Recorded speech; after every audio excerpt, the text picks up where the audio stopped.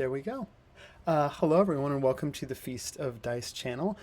I am your game master, Elijah Goodall, pronouns they, them, and we're going to go around real quick and introduce everyone of our players for the little side quest that we'll be doing today that does tie into Castle Run, which is our main weekly campaign on Mondays. But we're just going to start in the order that you of the characters that you play. So we're going back to alphabetical order, and just give me your name and then the name of the character you play. And we haven't done this in a long time. Maybe just a sentence or two about that character.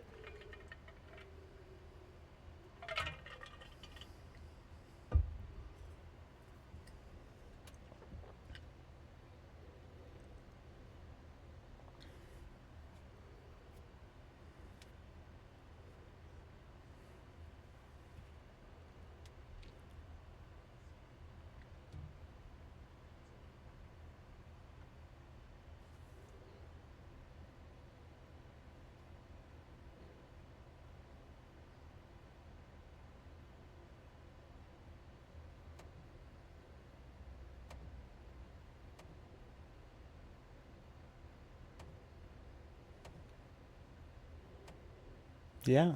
And that takes us to Fauna.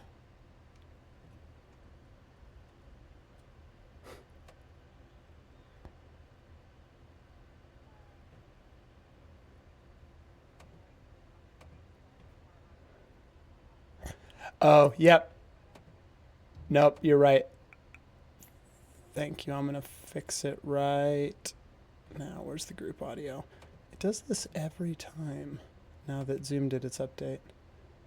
That should be try it now, because I'll see the Okay. levels. Yep, you're there. Let's see. Are we good? Yep. Okay, yeah, that's good. Okay. Sorry. My name is Aaliyah and I play Fauna, pronouns she, her, and Fauna is a human witch. So kind of a homebrew class that is fun. And she has horns for some mysterious reason that we're slowly getting to. Becoming less and less mysterious Yeah, with yeah. every passing session. She like met her mom or whatever, so that was kind of a big deal. Yeah, that was yeah. She has a cat familiar who's her best friend and also a little magical too. And she is not, I guess we've all been together for a long time now. I was gonna say she's like one of the newer ones to the group, but that's like a year ago, so I guess that's not true anymore. Yeah. At this point She's I've been in been the group keeping for a track while. of streaming sessions. I think this is our 28th. I think. It might be 29th, but I'm pretty sure it's the 28th session. Yeah, I feel Which like is I've been crazy. doing it now for like a year. Yeah. In real time, not in game Yeah. time. But yeah, that's fun. Okay, and that brings Guess us that's to me next. Yeah. Yeah. I'm June, and I play Nyx Loon. Both our pronouns are she, they. And Nyx is a rogue sorcerer, multi-class, assassin, divine sorcerer. And they are the very, very old prime of the Court of Night, one of the last ones standing in that family, and even from the age of the courts. And they were kind of lost to time and lost to history for a while in an enchanted locket, and lost themselves through that too. A lot of memory was stolen, and they were kind of just used as a weapon throughout history. But were found by the party and freed by the party, and have been getting their memories back, and I think a little bit of a sense of self, and kind of starting to remember who they were and what they're meant for, and more so finding a little bit of connection, I guess, to the party. They've kind of been in the background, just helping to solve whatever problems crop up. But I think we're nearing a point where they see a little bit more purpose in that.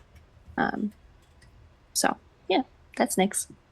Yeah, less a debt owed and more a favor being done for friends. Great. Well, today in lieu of our regular session, because we are missing a couple players, we're actually going to be doing a little bit of a world building game. So it'll be a slightly shorter session, but we're going to do a world building game. Depending on what choices all of you make and what decisions you come up with, this world building game might trigger some flashback sequences as well in character.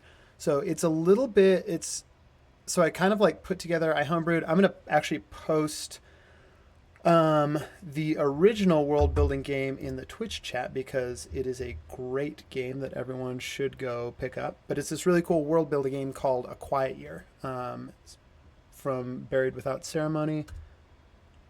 There it goes into the chat. We're not quite playing that game, so don't worry. There's not like a lot of rules to figure out or anything like that. It is an absolutely delightful, lovely game, but it is like the world building it doesn't quite work for our purposes. I essentially just took the question or the community building part of the game and reskinned that a bit, changed a lot of the questions to kind of fit our particular world and what I want to do with it. But what we're going to be doing is we're going to be going through, and you're all going to kind of, along with me, build out some of this world a little more. Which I guess for the first time, we've referred to this a lot. We are on the continent of Namira, and so far the campaign has yet to go anywhere else, even though there are other places on the map that you've been given. But something that we've never really talked about is what the name of the world is. And the name of the world is Omari. So we're going to be doing a little bit of world building for Omari and certain spots in Namira that none of you have gone to yet, and that I never really built out because I wanted them to happen a little more organically, and so that's one of the things that we're going to be doing today.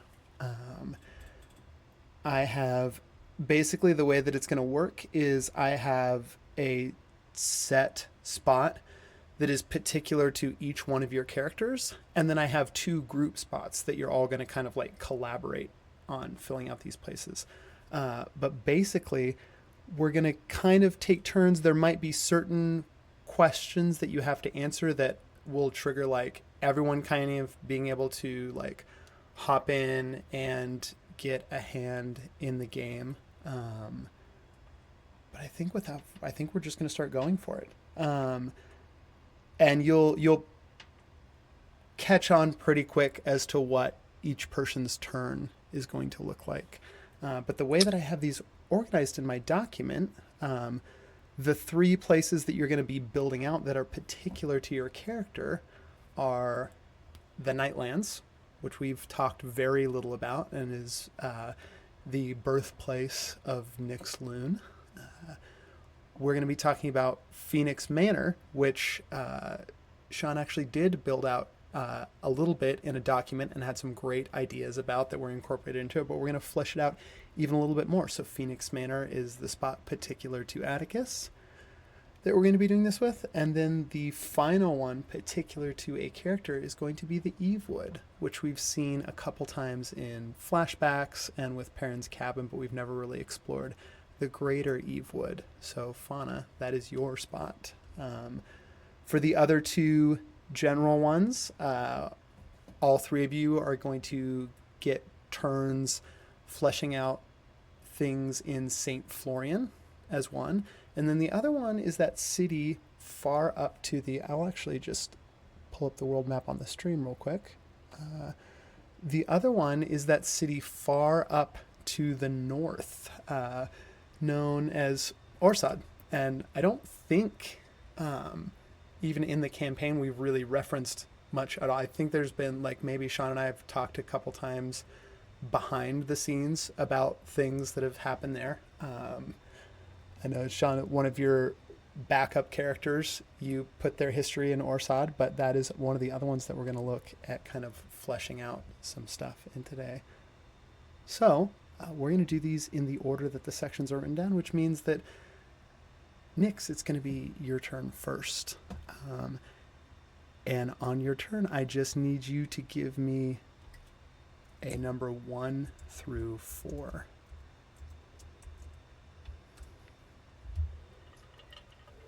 Instinct is 2, but I know people gravitate toward middle numbers, and that's human nature, and I hate that, so fuck it, we're doing a 4. You're really thinking this through. Okay.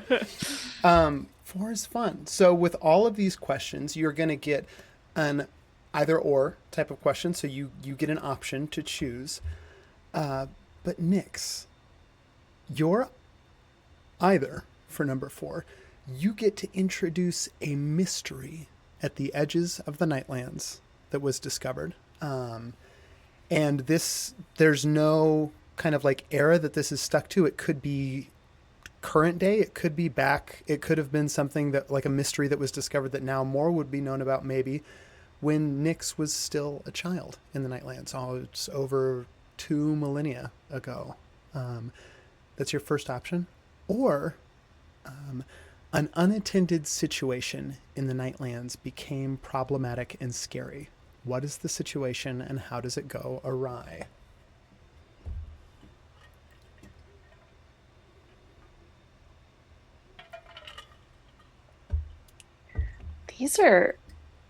These are hard.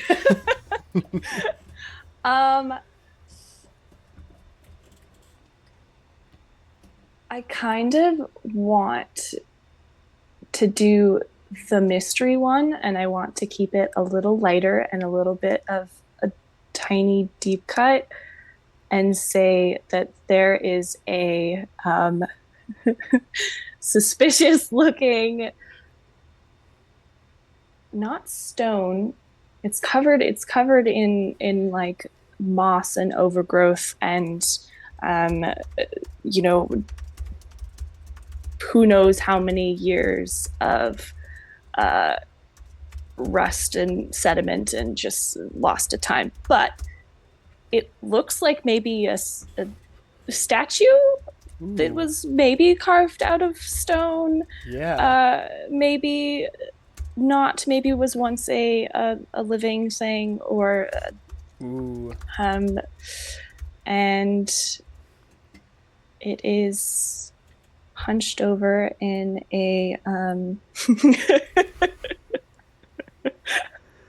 You see 3 goblins in a trench coat.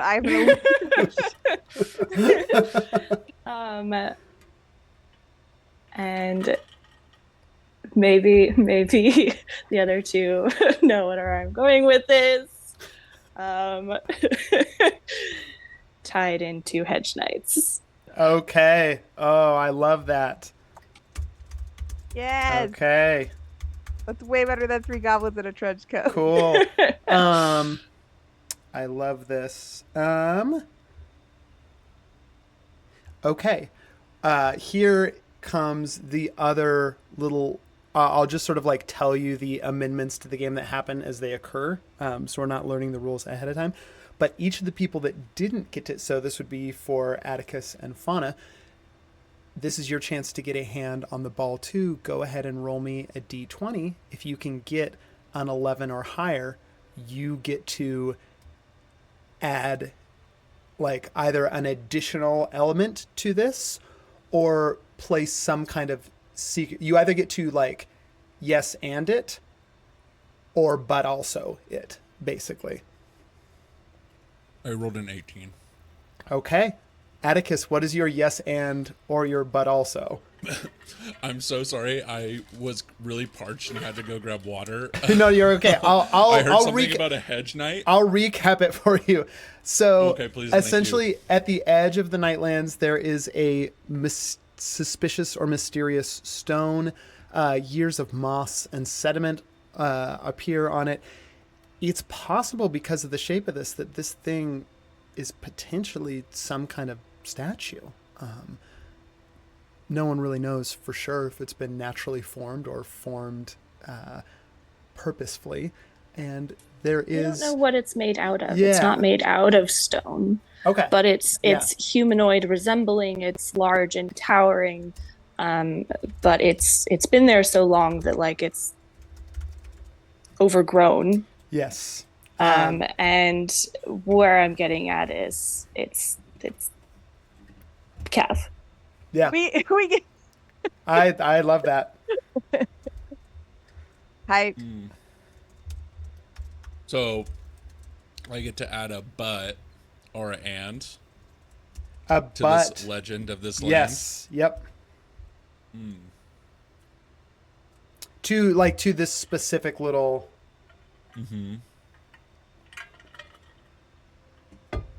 So there is a moss overgrown statue of something. People think it's a statue in the Nightlands. Yeah, But but I local think legends- now Nyx I is got it, giving I us got- the I got download it. that this is indeed. But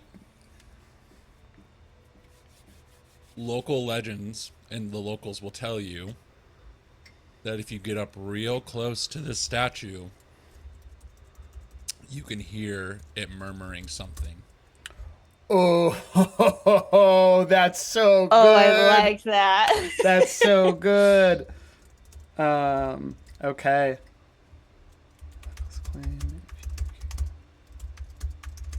Everything's gonna be Hedge Knight related.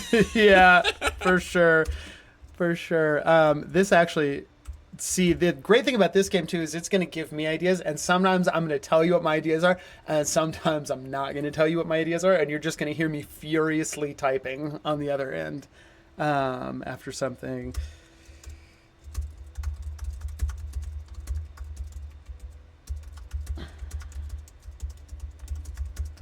Okay. I love all that. Okay. Fauna, did you get over 11 or over on your D20? No, I had an idea Okay. even, but I only got a 10. So Okay. The cool thing is too, actually this kind of all gives you like a little bit of like experience in sort of like DMing or running a game too, because not only are you helping build the world right now, but a lot of times, which is, I mean, it's something that happens to me all the time, is when I have a really good idea and then I end up not getting to use it. It's shocking how often you can reskin a good idea to work in a different situation. Like, I mean, it really, like, it happens all the time in TTRPGs, but also just in storytelling in general, that when a powerful emotional element or a good idea or a mystery or something doesn't quite slot into a spot or it doesn't work out, you don't always have to grieve its passing, because sometimes there's an easy way to just sort of like click it into place over here with a change to a name or a face or a situation.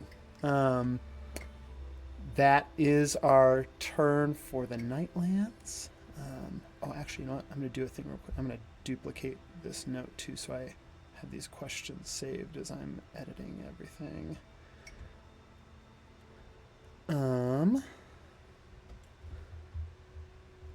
Okay, that takes away our number 4 for the Nightlands.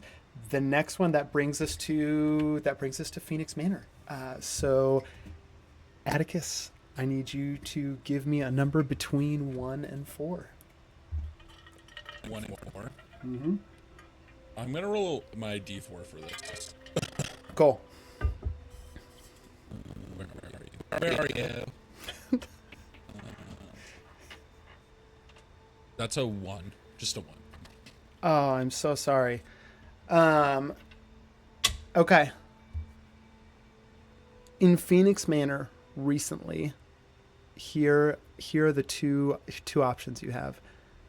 Someone, because we talked too about, you know, you wanted to leave Phoenix Manor with a pretty hardy staff that runs it, not just the libraries, but the archival museums, all this stuff. Phoenix Manor is big enough, and the Phoenix family certainly had enough money, and I think you've kept its coffers flowing throughout the centuries too, Atticus, that there is a sizable staff still here to this day. You know, I'm going to say, I don't know if you put a number in your document, I'm going to put it at about 50 to run the grounds that kind of like ebb and flow. There's certainly people higher up, and so there is kind of an ebb and flow to the staff, and the higher ups tend to stay. You know, I do, God, I want to say, I don't have the timeline There's students. Yeah. Students there too that are earning credit. Totally. Yeah, yeah, for sure.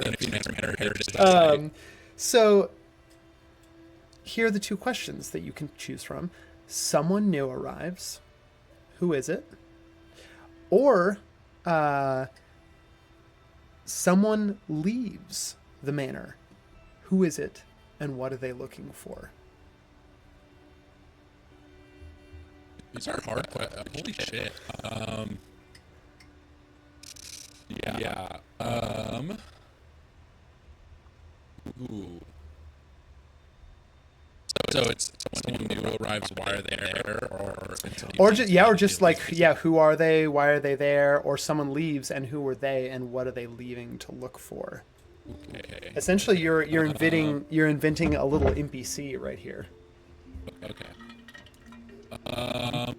So someone new has arrived at Phoenix Manor.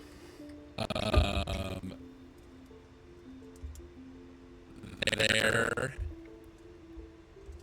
name is Cyrus. Ooh, okay. And they claim to come from a walled city that no one has discovered. Oh, all right. I see what's going on here. Okay. Or more so a walled city from somewhere in the lands. Yeah. That people just don't seem to. They think it's maybe a small town or something. Yep.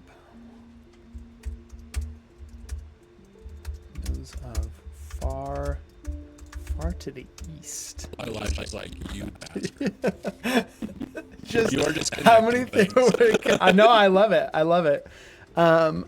I think the timelines are far enough apart in all the different campaigns we've done or are doing in this world that it doesn't. It makes it less complicated for me when there's time between them. But it's fun. It's a way to like create events in certain campaigns that those decisions ripple throughout other ones too. Okay, I love that. You can also, I think on this one, you can always choose to opt out of trying to get a hand on the ball. So Fauna and Nyx, you are free if you want to try and chime in on this. You're free to roll a d20 and you're looking to hit 11 or higher.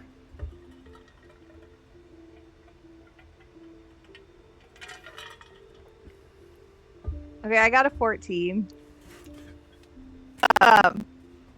But I don't think I know the thing that this is referencing, so I'm not gonna add anything major. Okay. But I'm gonna add that Cyrus is wearing a backpack. I love it. And maybe Perrin wasn't the first person to invent backpacks after all. Oh my god! I love this. Dude, I love that. Now the real question becomes: did Perrin steal the design, or was it just that idea was out there in the ether and they just pulled it out at similar times? Yeah, I love that. I just got a 2, so. Lovely. Okay. Nice little bit of conflict when you arrive at the manor with we can say low stakes conflict when it comes to backpack arguments. Probably pretty I should low have said stakes. he claimed to come from a city of fortune. I don't know. Yeah, we thought yeah. the idea of the lanyard was low stakes, and then that guy just got fucking murdered. So That's true. When Perrin's involved, glasses- nothing is the low glasses stakes. strings. Yeah, maybe Cyrus gets chopped up and put into Perrin's backpack. Okay, that is our Phoenix Manor question. That takes us to our first Evewood question. Hold on, let me look at these because I have an extra one in here that doesn't need to be in here.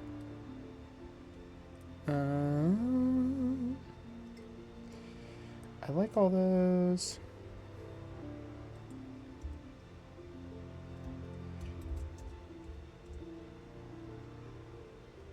I'm gonna add this one to here.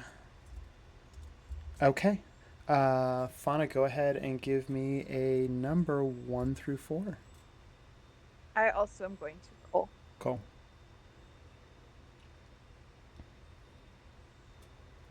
Oh, I also got a 1.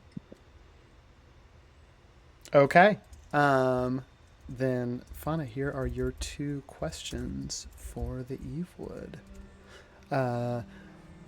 What is the most beautiful thing in this area, or what is the most hideous thing in this area?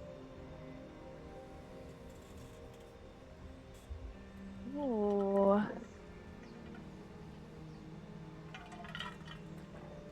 Can it be both? Absolutely, it can be both.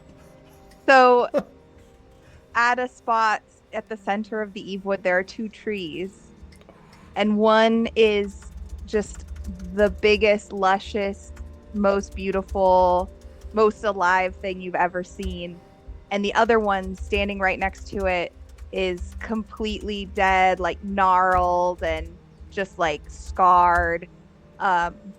But Love it. mysteriously, their branches have grown together, so they're actually like connected.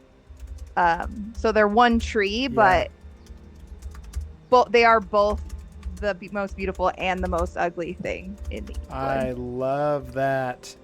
Okay. Does anyone else want to roll to try and get a hand on the ball on this one?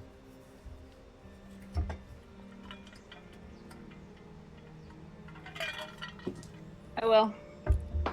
I rolled a 7, so no. Oh, got a 9. A 9. Damn, I had a good idea too.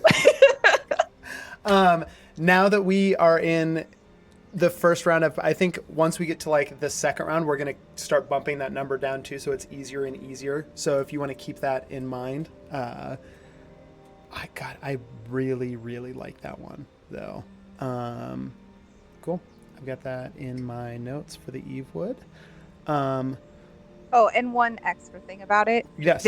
Nobody really remember, like no one is old enough to know the origin of the trees. Like they've stood there for so long Cool. that there's only sort of like myths and legends about where they came from, but nobody really knows. I love that. Okay. I just anded my own. Is that allowed? It's totally allowed. I'm actually going to make a second little note here.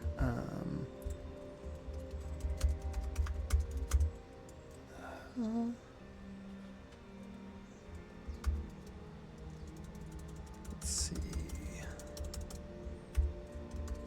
With the music playing, I feel like I'm in Whiterun and Skyrim. Is this Jeremy Soul, or is this your? This is yours. Yeah, it kind of gives. It's giving me Jeremy it totally Soul does. vibes. These are the ones. It has a similar like, vibe, yeah. I'd made like 4 or 5 tracks to go to kind of be the like when you all were in the wild, because I kind of thought that there would be a few chunks in our second arc where we were just kind of like you were free in the wild and who knows what was going to happen in their survivals, and it, as we learned, it really did not end up that. You kind of had your first little stretch, and then from there on those dominoes just cascaded into more and more things happening. So we never really get to use this one, so this seemed like the right time to use them. Yeah. When do we get our like Samurai Champloo baseball episode? You know. Yeah. Where it's. I mean, hey, it was supposed to be so now it'll be next week, but that is. I mean, I'll just. You heard it here first. It is for sure the Hoedown episode. So. I knew immediately. Yeah. I was helping Q and Tyler move, and when you sent that message, and I was like, I know exactly what this is.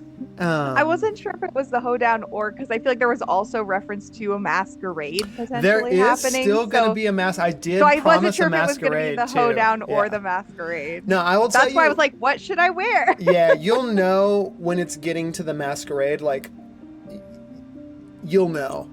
I think I also did, but like the masquerade is happening in St. Florian, so it's going to be like a big deal. Cool.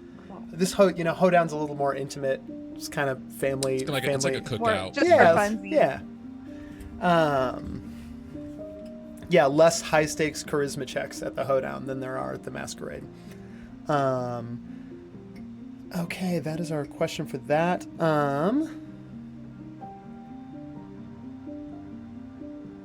Okay.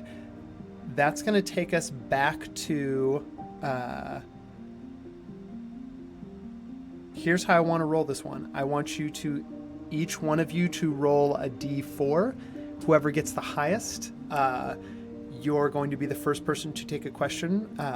And for this one, each one of you, like, if you're the first one to go, then you will be starting the question, but everyone else is going to add on to it. So you're just kind of adding the first stack to answer this question. But everyone go ahead and roll a d4. 3. 4. I got 2. Okay, that's Atticus, and on a 4, Atticus, you get to choose and start the answer to this question, but in St. Florian, predators and bad omens are afoot. There is a group of people who they were careless, and someone goes missing under ominous circumstances. Who is this person? So really the only question you're answering is I've given you the context of, like, strange things are happening in St. Florian right now that perhaps our characters are not abreast of yet. And someone went missing under ominous circumstances. Who was this person? Ooh. So someone is missing under mysterious. Who's the person? So you've got another NPC making job ahead of you. Yeah. I will say I'm gonna give the name. I'm gonna give the name to Fauna. So Fauna gets to name this NPC. Okay. Oh god, that's literally the thing I'm at the worst at, is making up names. Great. Good luck. Yeah, well, Flashback to Jeff. I want to hear Carl. what name Fauna comes up with first, and then that's where I can go off of who this person was. Oh, okay. So that really puts the pressure on. Wait, so I don't even get the time to think about it? Okay. And this is in St. Florian, not, or is this in St. Florian? Yeah. Manor? Yep, Okay. St. Florian. Okay. Someone in St. Florian that's gone missing under mysterious circumstances. Yep. What is their name? And I don't know anything about them. You know nothing about them. Are they serious? Are they silly? Is it bad? Is everyone glad that they're gone? Who knows? Your name is going to tell us everything probably that we need to know about this person.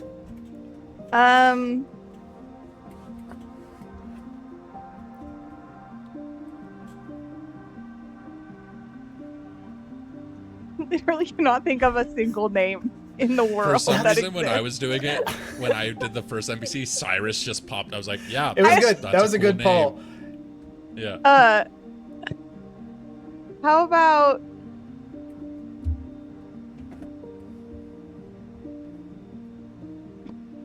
so here's the thing is I'm really bad at making up, like, fantasy sounding names that aren't just real names. So, like, No, all the names give us a are real. just gonna be like a person's name. That's great. I mean, that does give us kind of the vibe of who the person will be too, I think. Okay, I think I'm gonna pick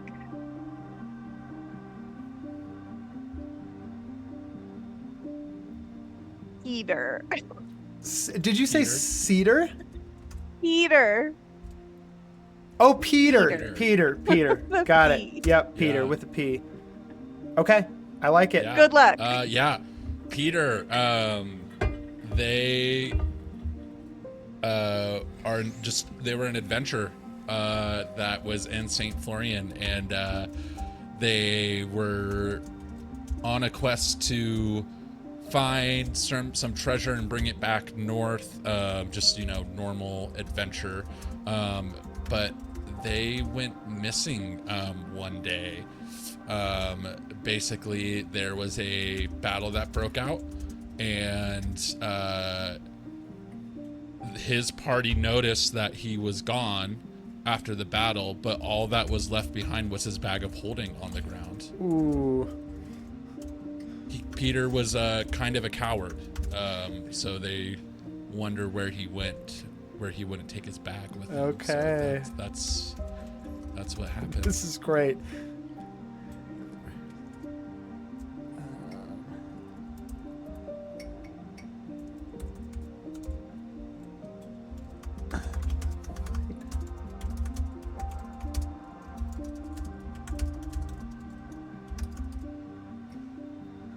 Okay.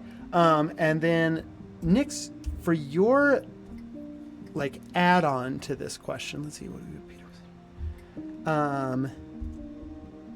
What was the treasure that Peter and his crew was setting out to obtain?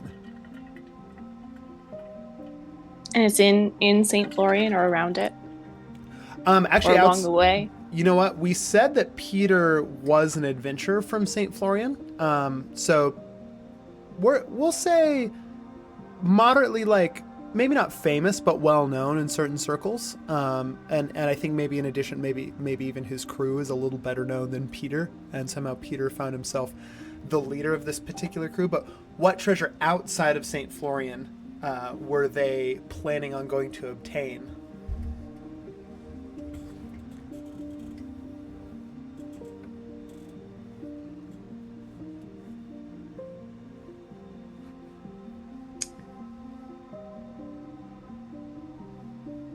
I think they were searching for a less of a treasure, well, depending on your definition of it. There's a pool somewhere that is rumored to be a direct connection to, don't know if it's a way to travel between planes, if there's some kind of residual magic in there, but if you look into the pool, sometimes you can see and speak with the gods, or maybe it's a trick of the mind, or maybe it's a hallucination, or maybe cool. I don't know. Yep, but I like that. And no one's been ever able to actually like step into the pool and see where it leads or where it's from. Cool. I love that.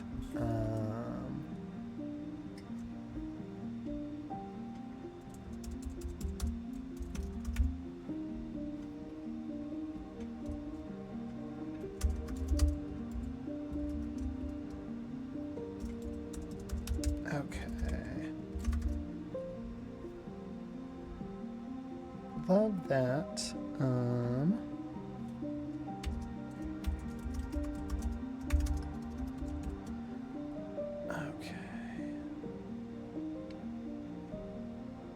Okay, that gives us one of our St. Florian questions.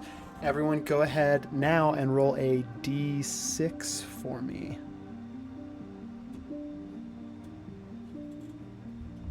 2. 3.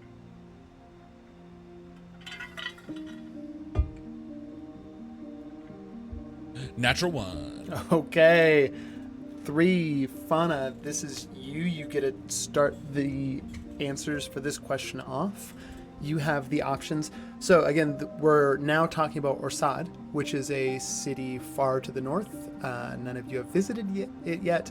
I don't even think there's maybe been like a quick mention of it once or twice in a lore drop, but nothing that I would expect anyone to remember. The only information that I'll give you is Orsad is a city far to the north, pretty large. It's like right around the same size as Esparia and St. Florian. And this is a city of wizards. It is almost like they're the closest thing to like an arcane university that this continent has is located in Orsad. So most wizards, unless they're self-taught, come from Orsad. And that's what it is known for. On that 3,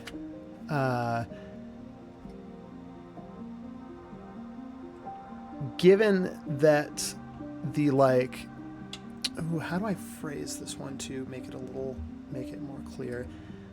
So your 2 options for choices are: a contingent within the community demands to be heard.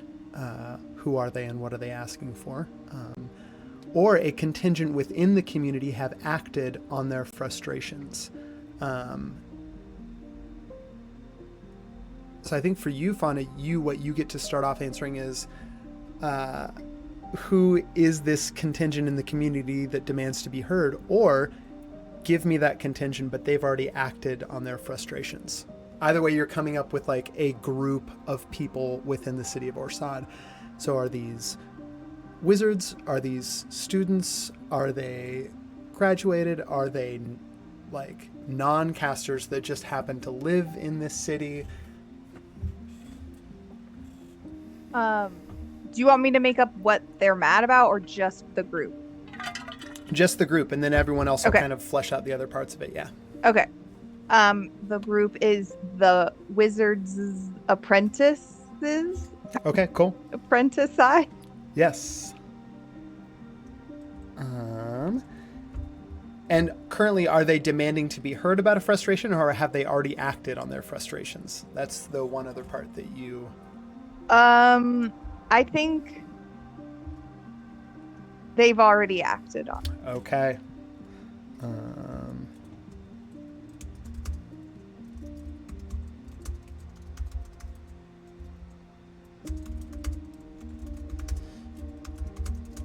Okay.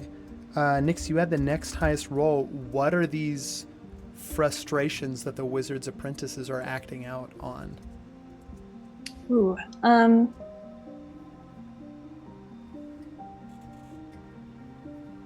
I think that like the academies, they're getting too classist to the point where like the access to the old magical books, to like these secrets, to learning, to growing in their pursuits of magic are getting restricted from people, and they're starting to only reveal certain things to those they deem to be either from like old ancient families, or those that in some weird prophecy were deemed worthy, or who have the money to pay for it. Let's be honest, that's the real thing. It's they're hitting a block of how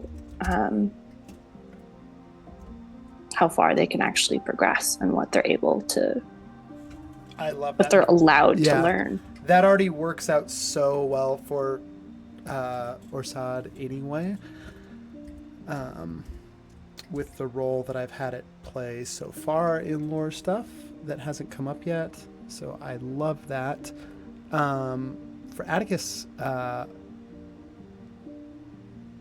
last question that you'll be answering is, in acting out in their frustrations, something profound was damaged in the city of Orsad. What was damaged, and is it permanent?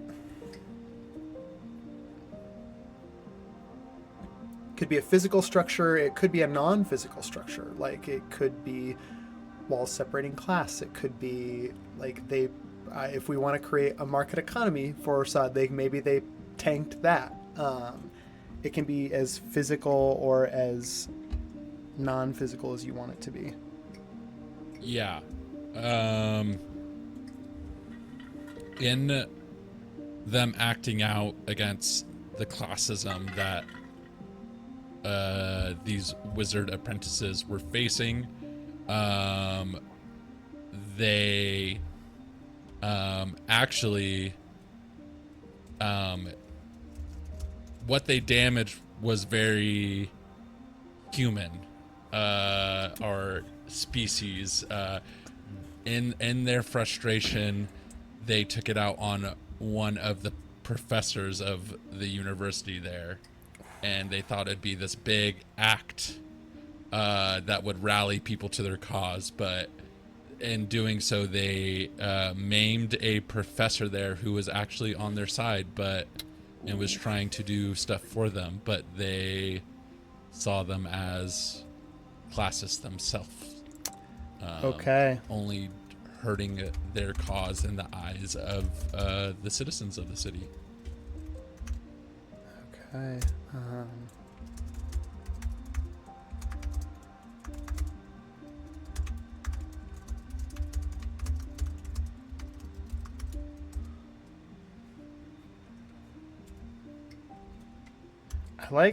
Honestly, it's terrible.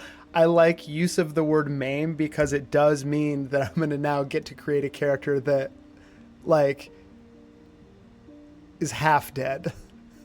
Not all dead. Not all dead. Half dead. Not dead yet. Not dead yet. Great. Only mostly dead. Only mostly dead. Okay. Well, I'll tell you what, their spirit to champion the downtrodden is certainly dead. It's yeah. Savage. Maybe not in such a helpful mood anymore for the students and apprentices of this university. Okay, that takes us back to the top. I think we're gonna do one more round of this before we go on our break. So we're back to the Nightlands. Nix, give me a number between 1 and 3. 1. Okay.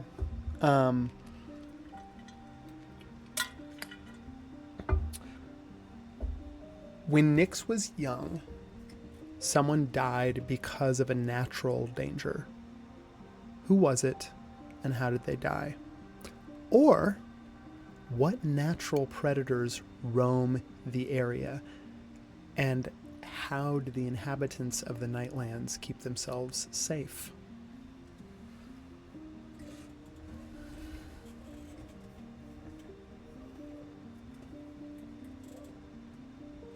I think I'm going to pick the first one. Okay.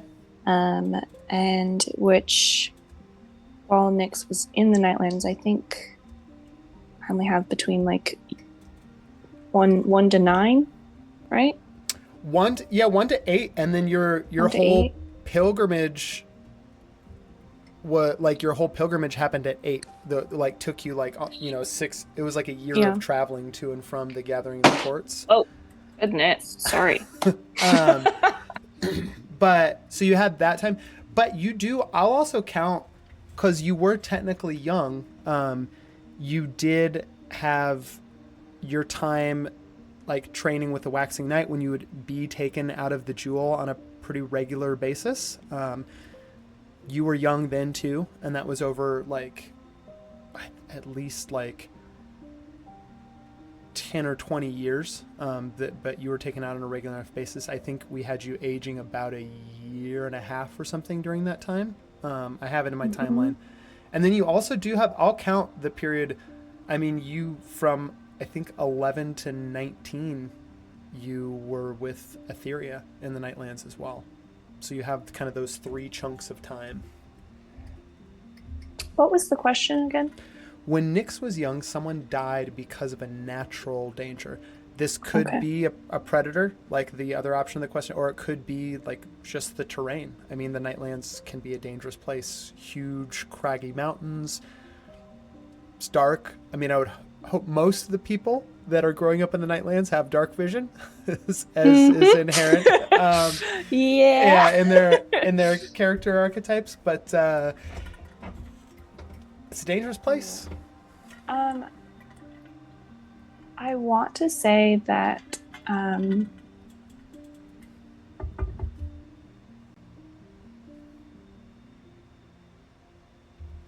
want to say it was like their not, well, maybe it is the right answer, nursemaid. Okay. Yeah. Because they used to, I mean, obviously Waxing and Waning Night were like their protectors, but they also had their own duties, especially in their early years when they were just a child. Like, they were fully involved in the court, so it was mostly kind of Nyx, like wandering around, and their fathers were too busy being rulers to spend much time with them. And so I think I envisioned this person, their nursemaid, like just kind of being their guardian and parent in between all of that. And I think maybe when they were very young and probably only remember like bits and pieces of it. Memory is fickle when you're little. I think they were out by the sea, and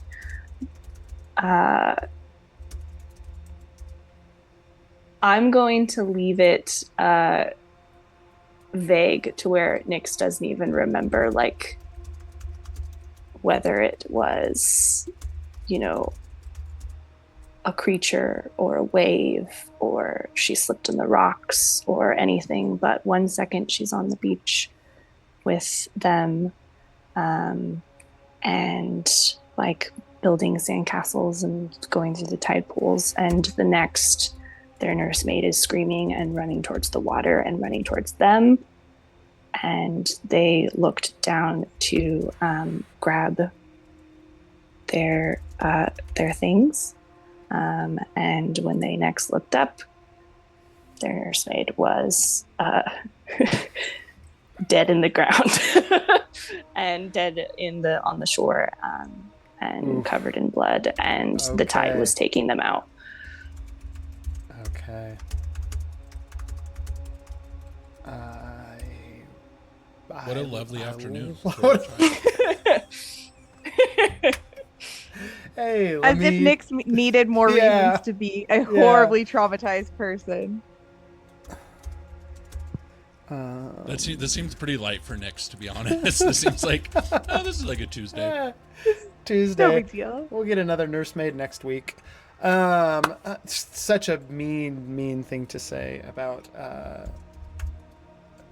I'm gonna. Arena. Renamed the nursemaid. Does anyone else want to get a hand on this? I don't think I want to touch that one. Okay, Especially if Nyx doesn't remember. I think it's better if it's mysterious. Now that we're in this round, rolls only need to be 10 and higher. So your number's gone down. I'm gonna roll. Give it a shot. I'm gonna roll.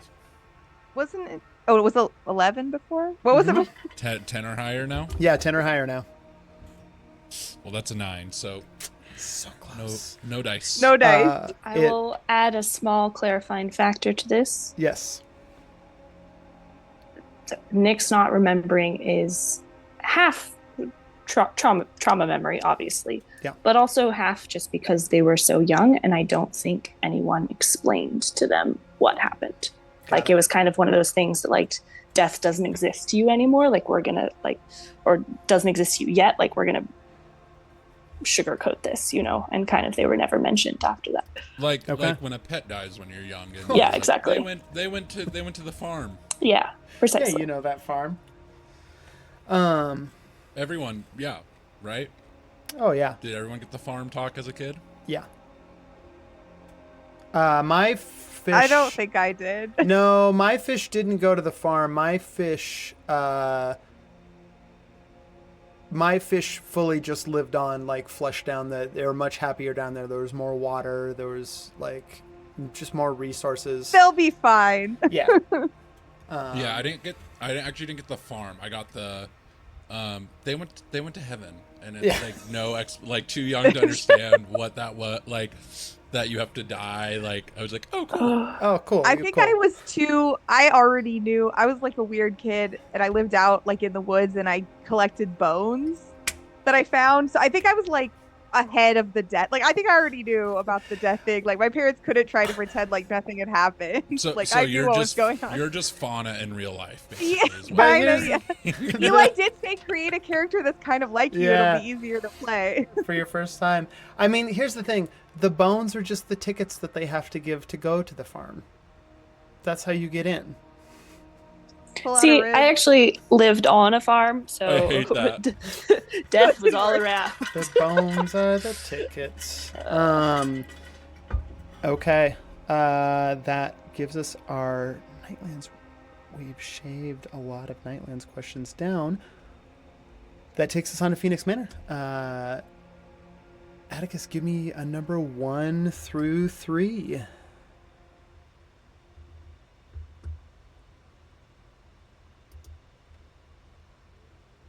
Two. Okay. 2.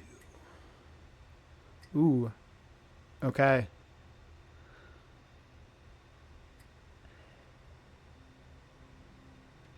Atticus. An ancient arcane artifact was recently discovered. Broken, but perhaps repairable.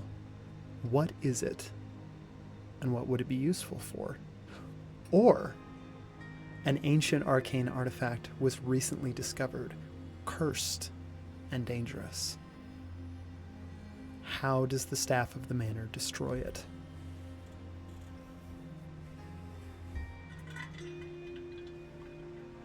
Jesus Christ.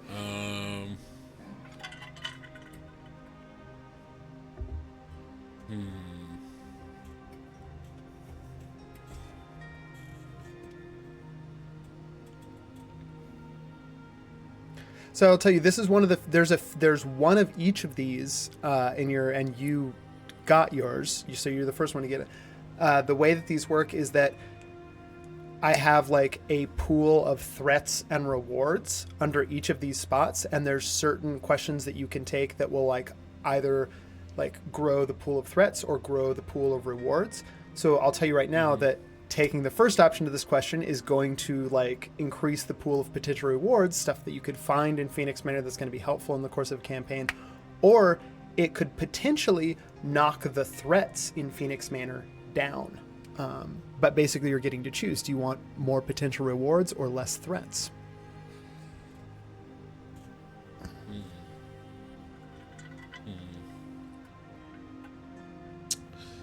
Yeah.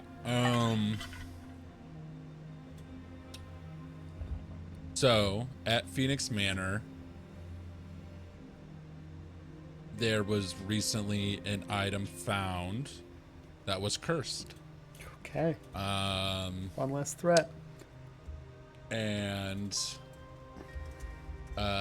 some say it was, you know, an item found by, you know, Armitage Phoenix on a certain quest, and they brought it back for safekeeping or whatever thoughts they may have for it. It was a necklace. It was a talisman of sort that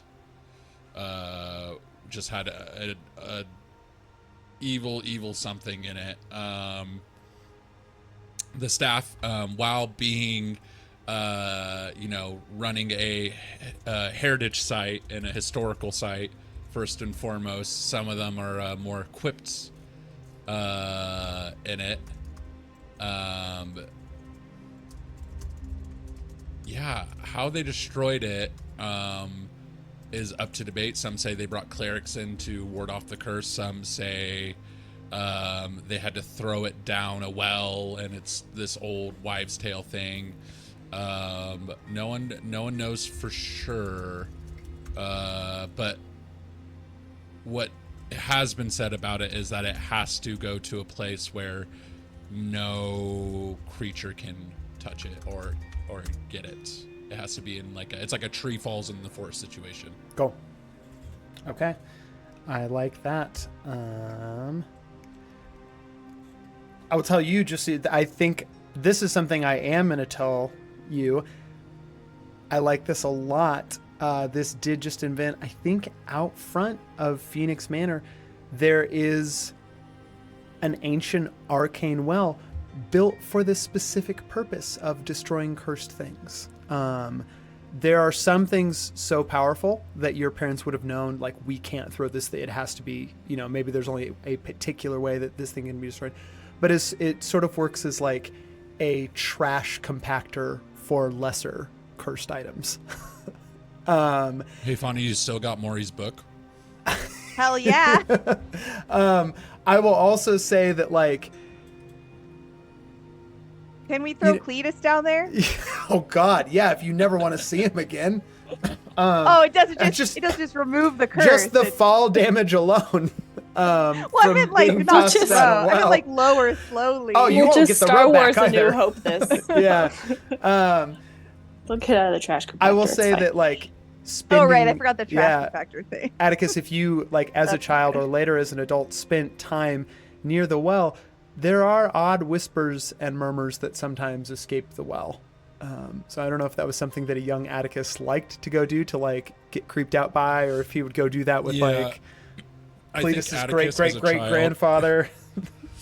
I think Atticus as a kid, it like scared him a little bit, but Yeah. being like the big softy he is, he would like go pick berries and stuff and like drop them down there because he's like they're hungry because he heard like feed me and, and God. creepy stuff. But Atticus being the himbo would be like, oh, they're hungry, paw, and he would go pick like boysenberries and stuff and peaches and go drop them down in the well. I love that.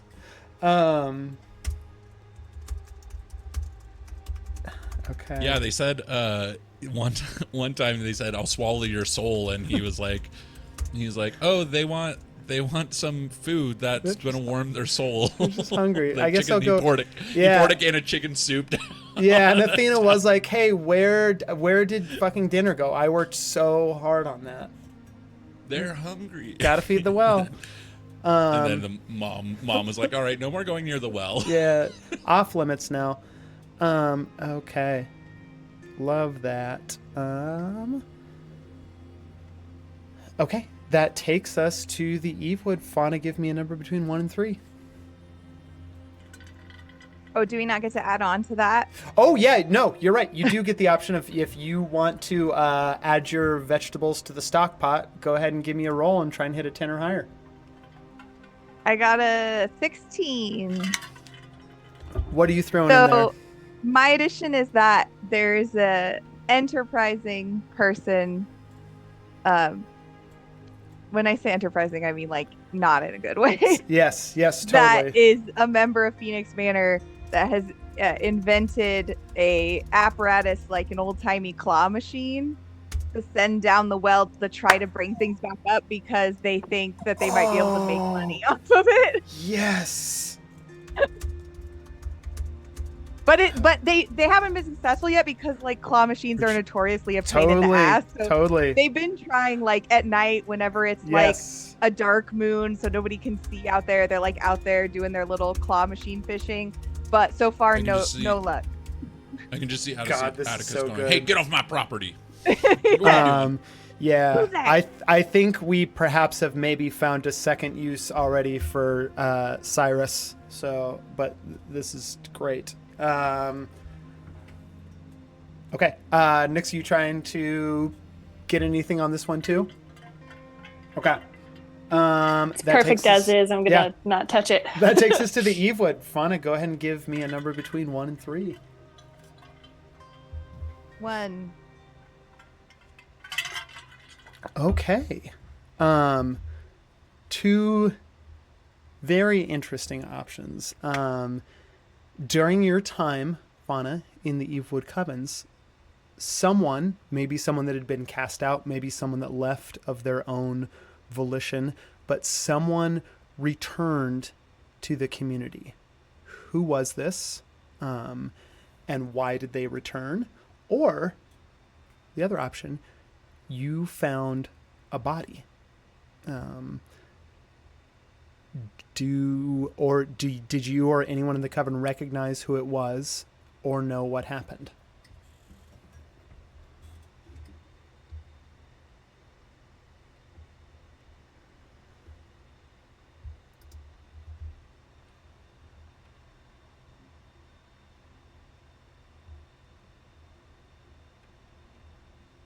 This is a really hard choice.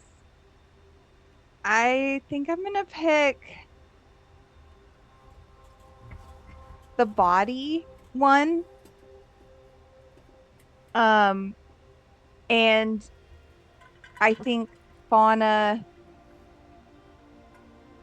found the body when she was pretty young.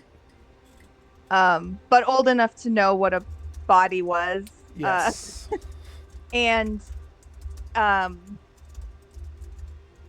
it was pretty far gone at that point. Like it was pretty decomposed, so she couldn't really tell a lot about it, except that it also had horns, similar but not the same to Fauna's.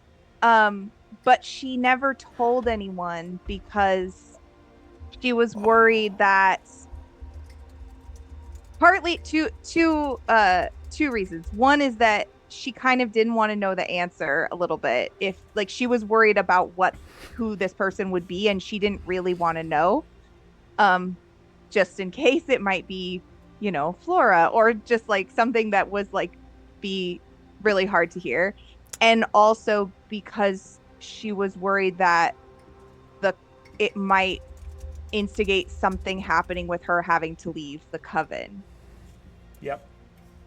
Okay. I love that. Does anyone else want to try and put some fruit in the salad on this one? Not watermelon, though, because that makes the bomb explode. 5. So no. 19. Wait, or is it cantaloupe? 19. Does Nyx want to... In their hand, almost as if they were reaching for it, and crumpled up, was a piece of parchment with something written on it that was a little too destroyed by time for Fauna to fully read, but and I think it was almost even in a different language that Fauna didn't know at that point. But maybe with some trial and error in memory, she could sketch it out. Yeah. Still, Or maybe she still has the note on Or her to maybe this day she because still she kept it a has it. secret. Oh boy. Okay. Hold on.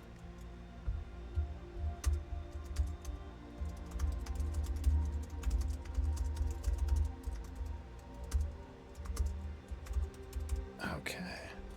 Gosh, I really like all these. All right, two more sections, and then we'll go on our break. Everyone go ahead and roll me a d6. The highest person gets to start off this question for St. Florian. 4. 2.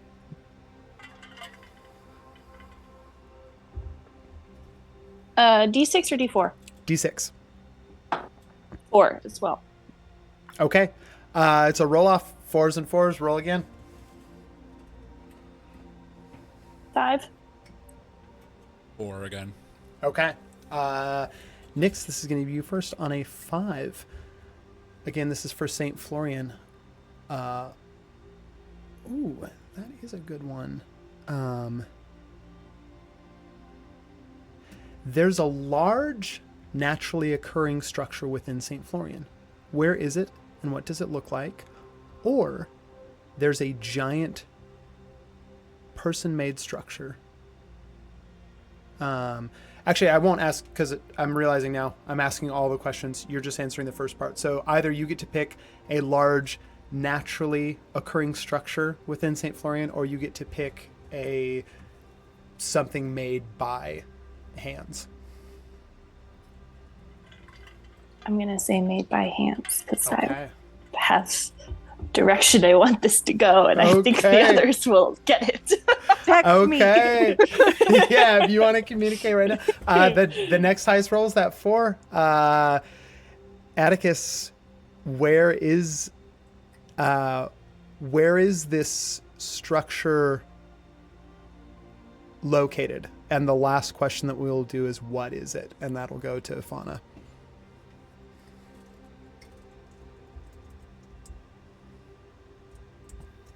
Right in the center of town. Okay. And Fauna. The ground they broke the city on, if you know what I mean. Yep. Well, I know what you mean. You know what it has to be. I hope this is what it is. Otherwise, I feel just very selfish making this the call. But No, I think I for sure. But go ahead and say It's it. called St. Florian. I mean, come yeah, on. okay. It is a large statue carved out of white marble of a very heroic-looking mouse holding his sword aloft and like gazing into the distance. I love that. But he's so like much. ripped. He's like a giant and ripped. Just 'Cause that's- ripped. Just a Sometimes yeah. when the moon strikes it Oh. just right, you can see a shadow Yeah. of what looks like a very muscular mouse behind it on the building. One And hand holding weirdly, the a turtle off, wood one elf hand just going making like a weird this. face.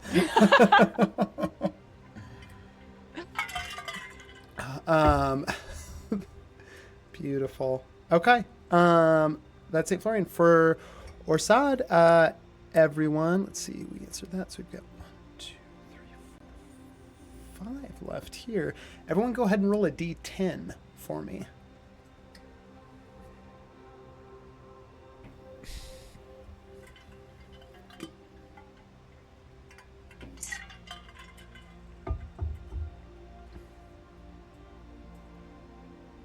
Four. Wait, which one? Which dice is D10. D10? Is it the hex? Kind of the diamond looking one that's a little more circular. Yeah. Yeah, that's what I thought. Okay. 9.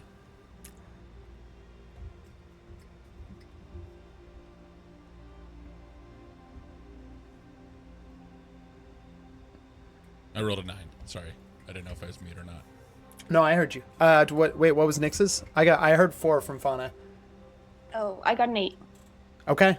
On the 9, Atticus, this question is going to go to you. 1, 2. Okay.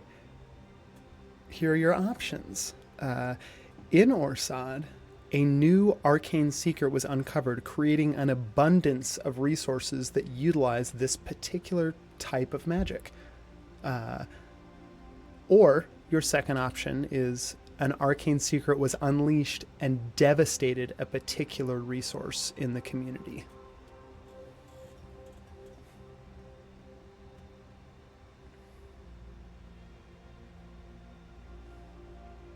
Oh, you're muted that time.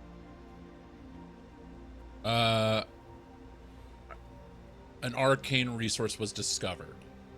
I'm gonna choose the former. Okay. And what magic it enhances?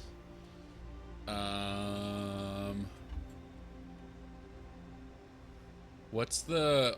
I'm blanking on the name of it. The type of magic. I'm gonna Google it real quick just so I pronounce it right.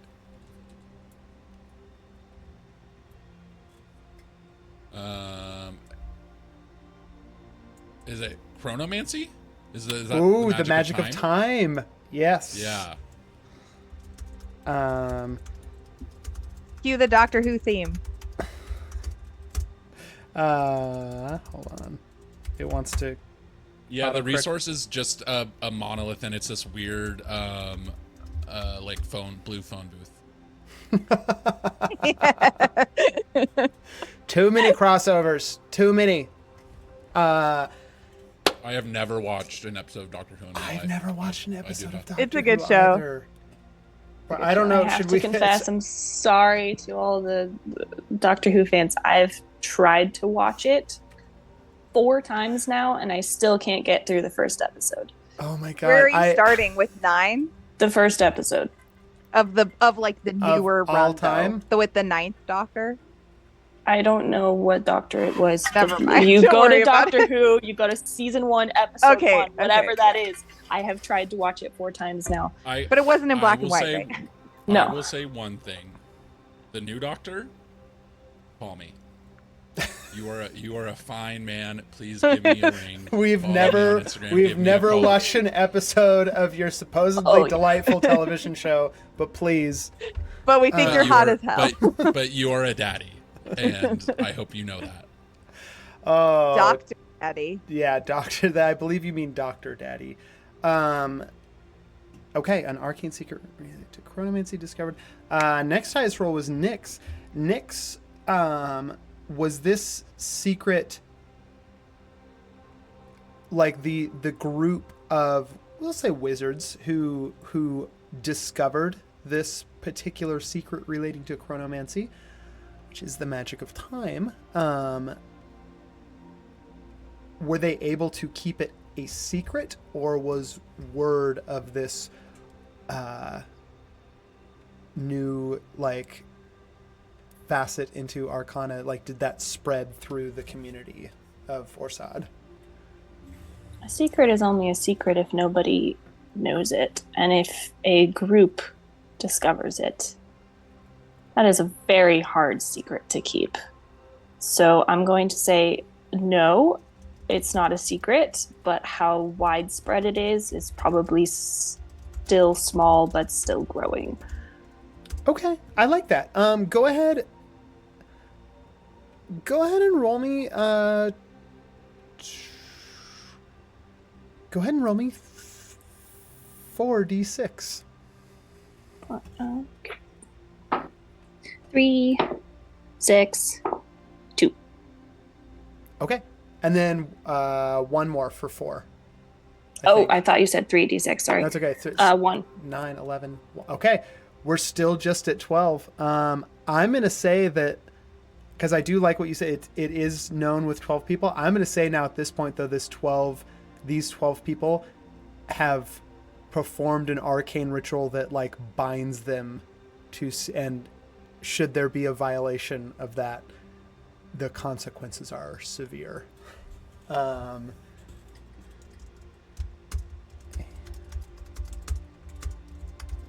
So sworn to secrecy amongst the 12 of them? Yes. Yeah. Nice.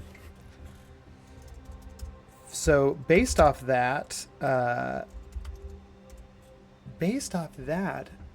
Fauna, I'm going to ask you this question. Should any members of that society reveal this arcane secret to outside parties outside of those 12 that are like bound in this ritual, what are the consequences?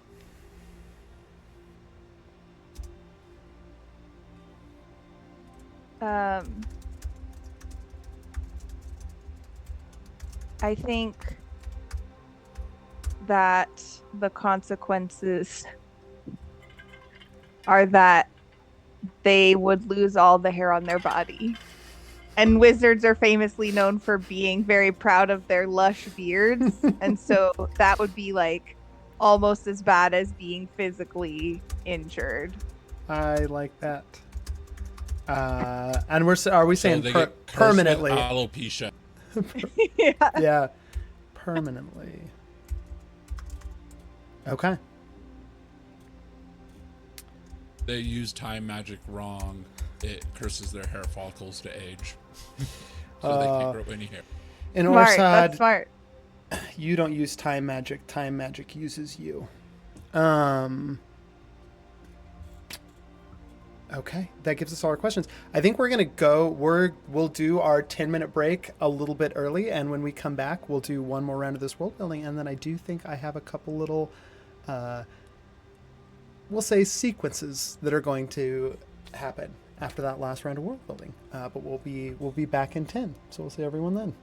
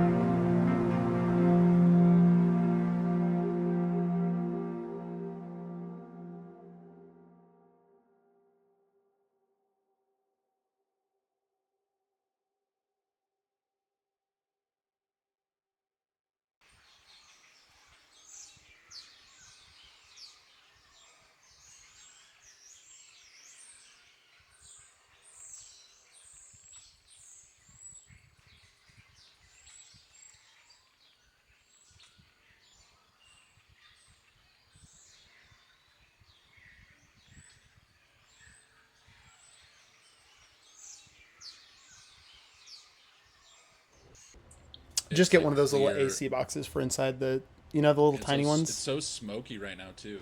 I didn't know that was a thing. And they're like little tiny. They're so cute. They're like little boxes. cubes. Yeah. I think Cubes of little cubes of coal. Ice into it or something, or Really? it might just not Shit, even need that. okay, cool. I think you might just plug it in. You put a little bit of ice in it, and then you whisper to it like a very kind thing, and then you like give it one memory that you have of winter, and you whisper that into the box, and then it keeps you cold for like 8 hours. Okay, Turns out magic's real. Yeah, but turns out magic's real. It is. It's a tiny little cube that you somehow put in a room, and it makes the room colder. We're back. And we're also live. From break. Yeah. We're going to start again at the top. This is our final round for world building for all these different places that we have yet to visit in the campaign. And back at the top, we start with the Nightlands, Nyx's place of origin, or their birthplace. There are no numbers left, so I will simply give you the final question. And there's a little precursor to this question on the map. I'll just click to the map again because it's right here, just for the heck of it. There's our map over in the Nightlands, which is the smaller continent to the right of Namira. There are 2 cities, one Loonhelm, which Nyx is where you were raised, and the second, far to the east in the Nightlands, is Umber. The question is, what sets Umber apart from Loonhelm, the city where Nyx was born and raised? Or what belief or practice helped to unify Loonhelm?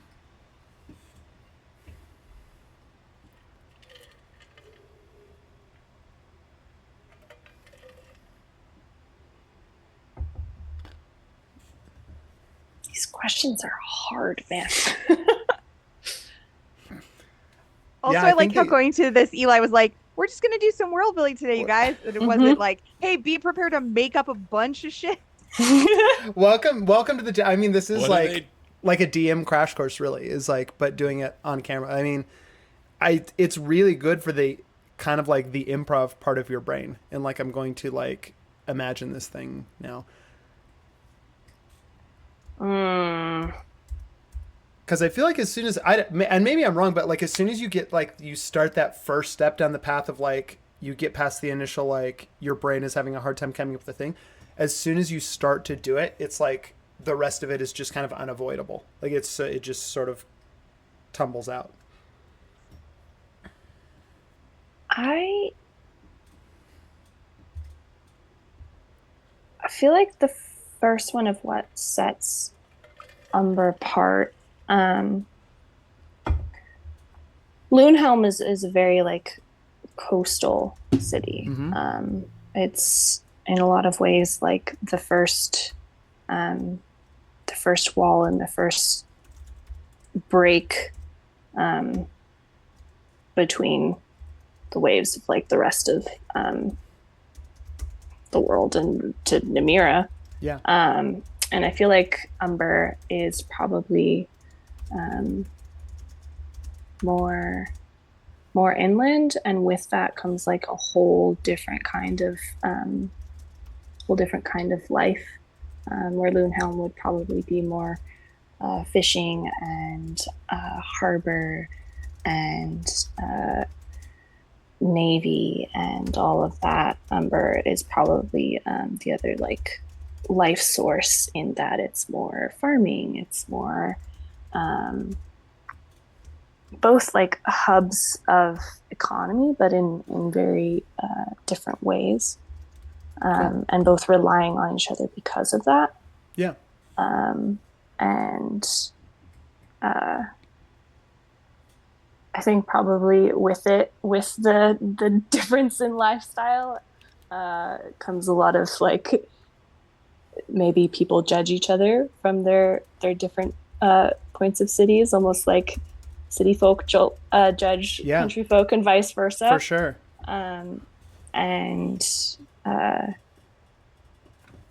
But they are like very closely linked and very essential to each other in their respective roles. I like that.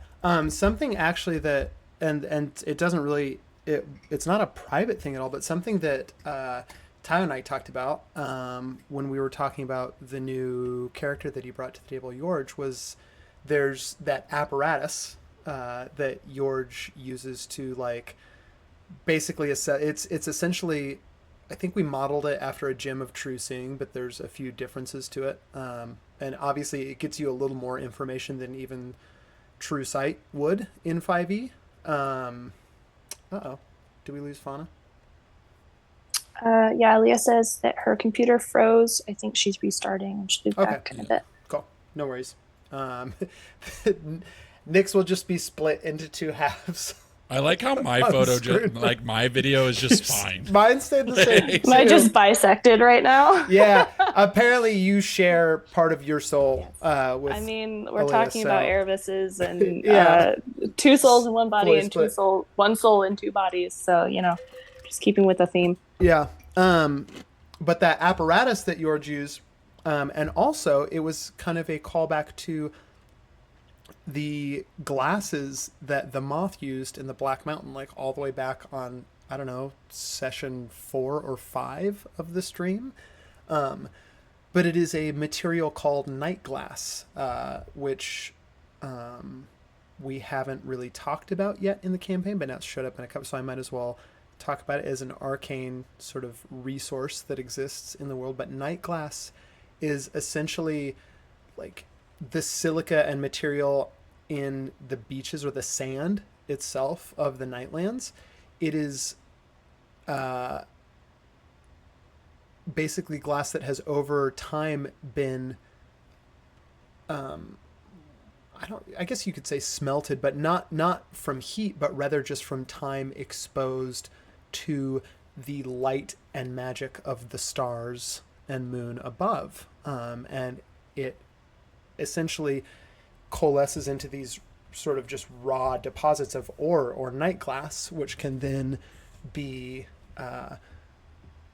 mined. I guess you don't really have to go that far to get them. Maybe for some of the larger deposits that you do that have been there for thousands of years, but mined and then processed to create night glass, which can allow the user that is wielding it to see beyond just the surface. So, magical effects, origins, kind of anything relating to the arcane that might surround or have attached itself to a person. In order to do that, though, you have to either like be attuned to the particular glass, like the Wasp was with their glasses, or like the way that hold on, let me fix the line up real quick, or like the way that George is attuned to the apparatus that he's using. But what I like, full circle back, like what I like about what you said is that while a lot of this night glass, because it's found Lana just got usually flashbang. Sorry. more, yeah, like more Sorry, in coast- sorry. No, you're good. I just had to reset Guilty everything. was about to bust into your room.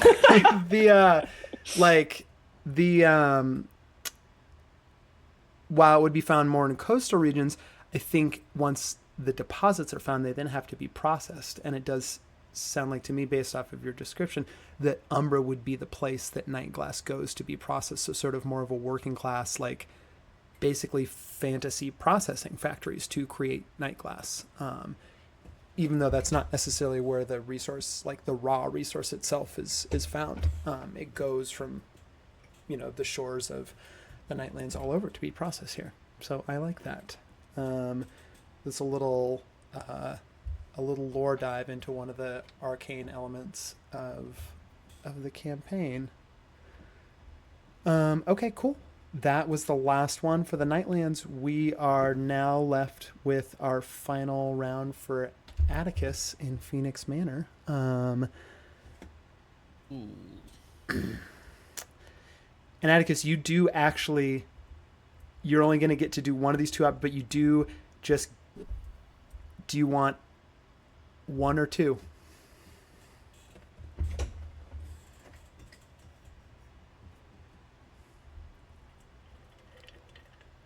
One. Okay. Here are your two options. A charismatic young person that is part of the staff at the manor have convinced Minnie to help them with an elaborate scheme. What is it? And who joins those endeavors? Or a charismatic young person tries to tempt Minnie into an evocative or dangerous activity. Why do they do this, and how does the staff of the manor respond? So charismatic good or charismatic bad? Kind of, yeah, you could flavor it either way, but one is trying to convince everyone to help them with the scheme. One is trying to tempt them into, like, we're not supposed to do this. I mean, I guess the scheme kind of is that too, but the scheme is more of like trying to pull something off at the manor as opposed to trying to introduce some sort of dangerous thing to the manor itself and the environment.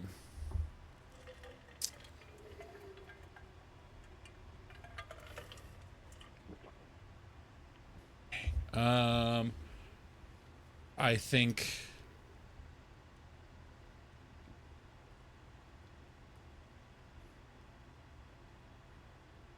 these are good. These are good questions. It's been I- so fun. I think.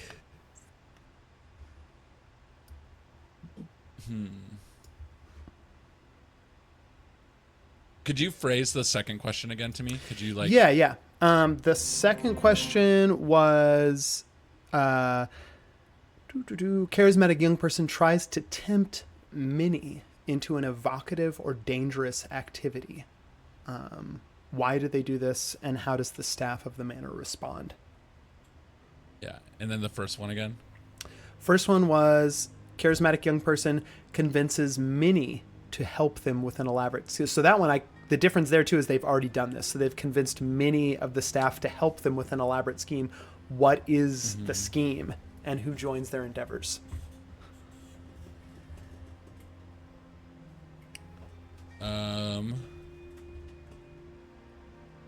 Shoot. Okay, I have an idea. All right. Okay. The charismatic young person has convinced the staff of Phoenix Manor already to try and set up a like, you know how like museums have like seasonal like sections where they like bring in something. Yeah, so like art, like a new art exhibit, basically. Yeah, they're like, like we're like doing one on Abraham Lincoln or whatever. Like, so this young charismatic person has heard stories about the original Night of the Phoenix and is trying to do a full display or a full section of the museum area of the manor, and like a commemorative expo of the original knights. But it involves finding artifacts, like finding a paper trail, which is really hard. Excavating area, like sending out people to excavate things, and cool. I love that. So on the original, and we're talking not the first night, but like the official, like the Knights of the Phoenix, like the first. Cool. Like as much as they can dig up on any of the like powerhouse knights, like kind of like cool. I don't know, like think of like 92 NBA Olympic dream team type I love thing. that. They want to do a piece on Scottie Pippen, Michael Jordan, Charles Barkley, that kind of thing. Cool. I thought you were gonna say that the exhibit was on Abraham Lincoln. It's like just on that was somehow the first they know who Abraham Lincoln is. That was the first one that came to mind because I was an intern at the Ronald Reagan Library. I know, boo, Ronald Reagan, but it was right when the Lincoln movie came out, and we did a whole thing on like we got like Abraham Lincoln's death pillow, like the pillow he died on. That's crazy. Just crazy stuff like that. Oh, I'm gonna donate my death pillow to a museum. Yeah, death pillows. It's a new thing. It's probably not a new thing. I bet if you Google death pillows on Etsy, Google death pillows, search for death pillows on Etsy. Where he was bleeding, it's just all like gross and God. I'm sorry, but yeah, I mean it would be. It is cool. I'm into it. Yeah. Okay, but like they like rent, I love like that if a lot. Anyone's curious, it's like you rent from another museum or like a historical foundation that owns all that stuff to like bring it in and like like it's traveling only for a short period exhibitions of time. and stuff. Yeah. Cool. Okay. Last question for the Evewood. Fauna. You've got two good ones left too. Give me a 1 or a 2. I guess I really roll the dice for this. I've got a lot of ones, so I'm gonna go with 2 this time. Okay. 2. At some point during your time in the Coven, someone left the community after issuing a dire warning. Who was it that left, and what was the warning? Or someone issues a dire warning and the Coven leaps into action to avoid this disaster. What is the warning? And what is the disaster that is supposedly averted?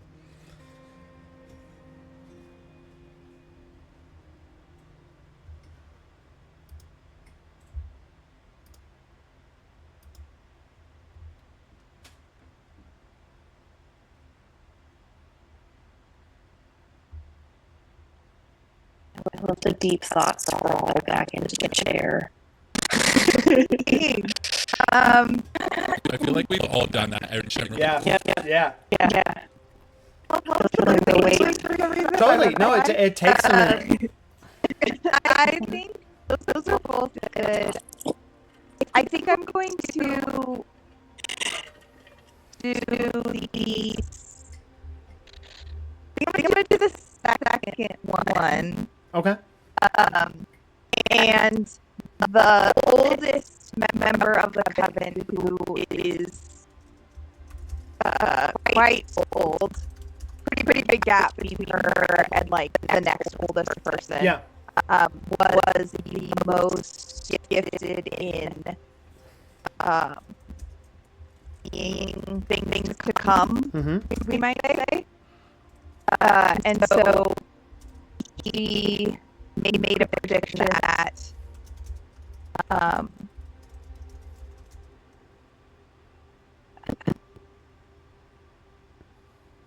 not a prediction. She saw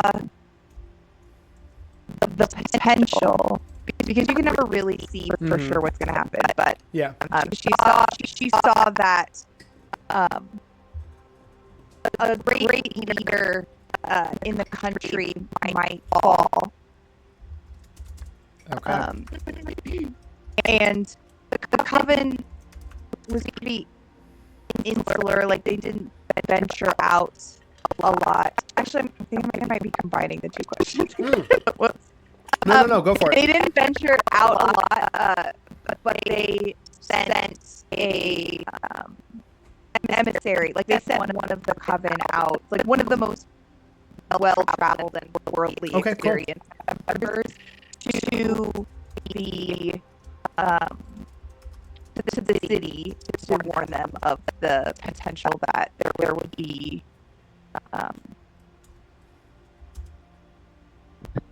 they weren't sure because the problem is like she saw that they might fall, but she couldn't see like why. Like was it like someone was going to usurp them, or was it like a natural disaster, or so they didn't really know why, but they sent this emissary to try to warn the population of I like and that. the higher powers that be in the city. Yes.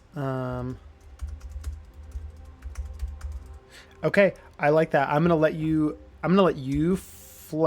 just answer a couple more like little things for me, and so that you get to flesh this thing out too instead of just me. I'm gonna give you options for. I will tell you that the person that was sent, and it was when Fauna, I think that you were alive at this point, so it was a period in your life where Nerolith was gone for a couple months. It was Nerolith that was sent. I'm going to give you 3 options. One of those options, I'm going to need to just pull up the map for myself real quick. One of those options is going to be the Nightlands. So we have the Nightlands as an option. I'm also going to add Orsad as an option. And your third and final option for where Nerolith was sent. Those are kind of all the bigger cities. Third and final option is going to actually be a place that we have not talked about really at all. But it is far to the west above the Black Garden underneath the largest mountain on the continent. But the small city of Amris.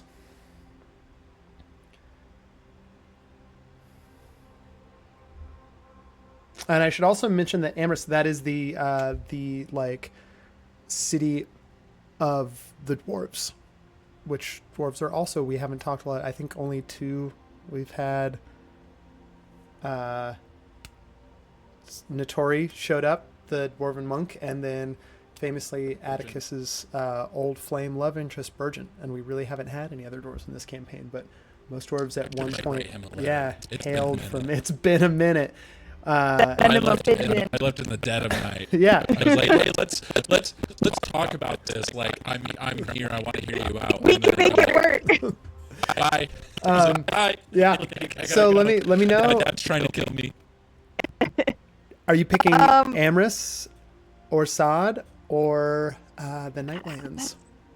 I think it's a tough call because the Nightlands would create a lot of potential for like inter-party war potential, but I kind of want to pick Amherst because we just like don't know anything about that, cool. And that I feel like adds more potential for bringing that into the storyline. I love that. Yeah, I think I'm gonna go with Amherst. Okay, cool. Yeah, and I did specify the place because I literally don't remember any of it. No, that's totally fine. I mean, I invented them, and I had to look at the map just now to remind myself of I'm gonna guess Nightlands. the options. Okay, cool. I love that.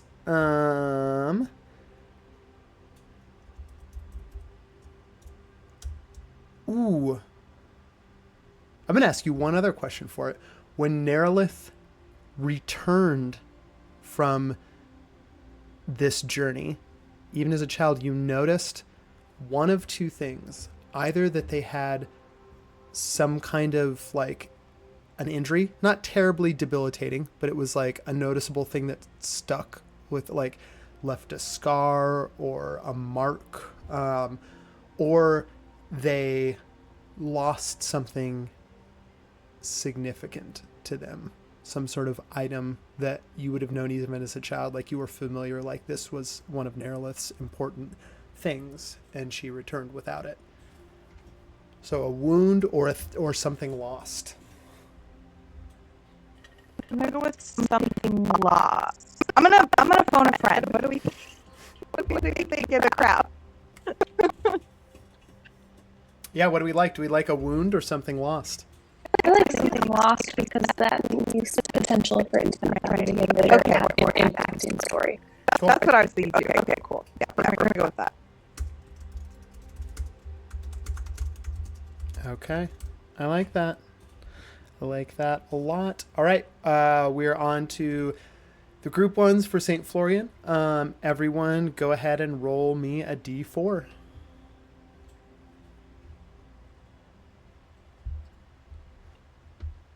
That's a 1. 3. 4. Also, I've said it so many times before, but I'll keep saying it. I love these dice. They're so gorgeous. I like those dice too. They're so perfect for Nyx. Okay. 4. This one also goes to Atticus. So Atticus, you'll get to start off this question. Recently in St. Florian, there has been a good omen. What is it? Or recently there has been a bad omen. So I actually, for yours, I'm just going to let you choose. Has it been a good or a bad omen recently?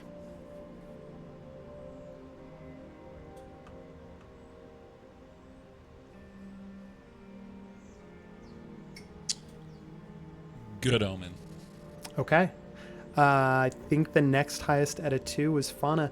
Fauna, recently there has been a good omen that occurred in St. Florian. What is the good omen? I had a 3 actually. Oh, you had a 3. Yeah, it's the 3. Yeah.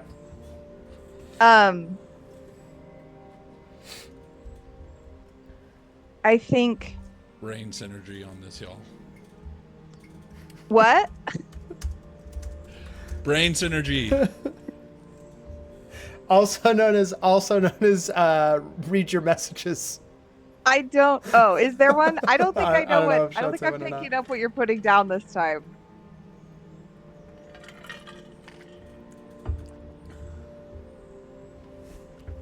Oh, but I'm just deciding the omen, not what it.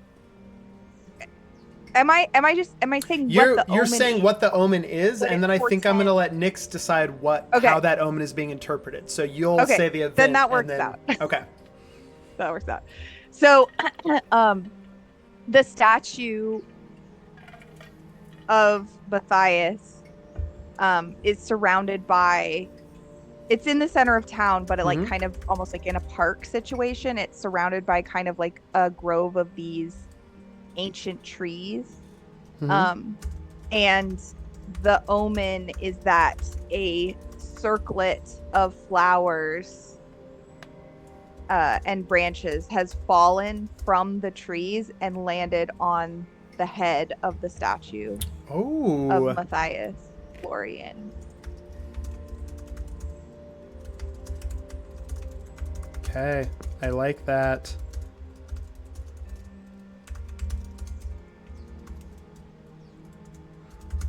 I like that a lot.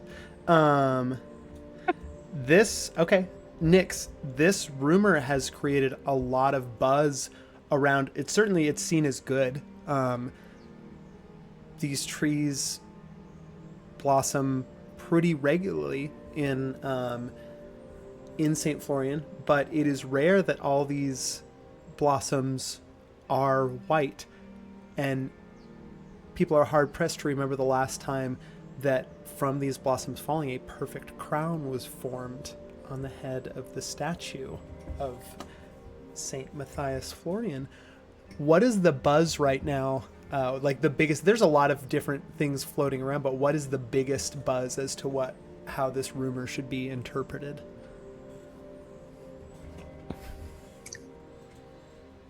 I think maybe, whether directly known or not, there's been unrest and darkness and just something foul in the air lately. Everyone can feel it. Mm-hmm. Magic users especially. There's just a disturbance. The animals are behaving differently. Seasons seem a little harsher. There's just something wrong, something brewing. And I think in St. Florian, with this statue of Matthias like being crowned by nature, basically, I think it's being translated as an omen that just like when Matthias and a hero appeared when the world needed it most, like that will happen again. Cool. And maybe is happening right now. And almost this like kind of hopeful, like, who will it be? Maybe it's me. Oh, like, yeah. Everyone just feeling a little bit of promise and purpose, or looking at the faces around them with a little bit more interest, or just like there's potential for something truly historic. And maybe everyone either wants to have a part in the story or tell it a little themselves. Why are you making me cry right now? That was beautiful. Yeah, that was really, really good.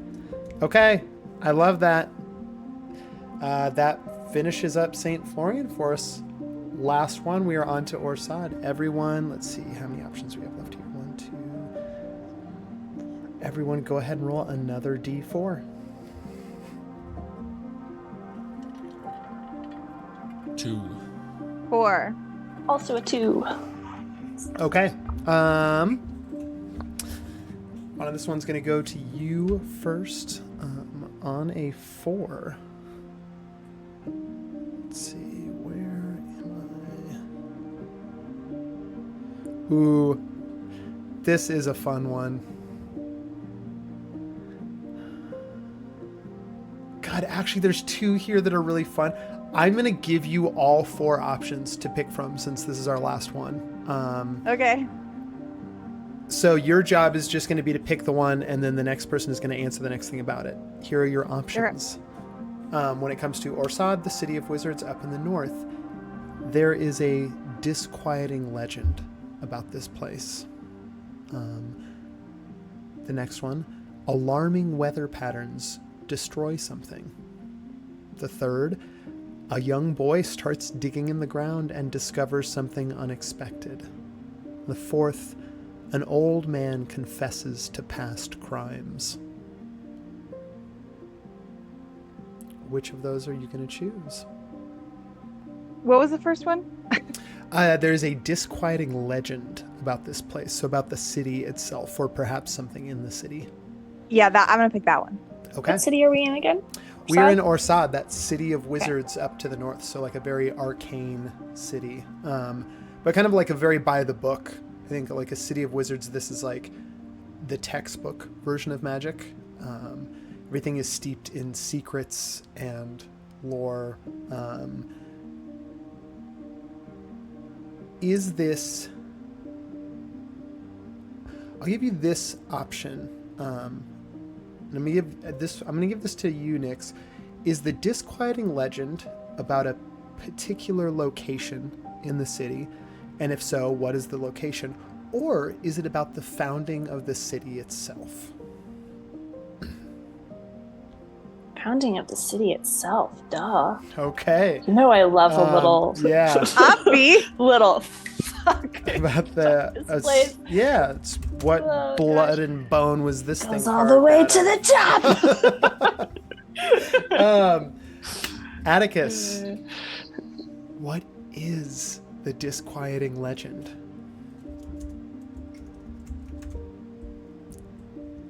The disquieting legend of Orsad. Yes. The founding of Orsad. Yeah.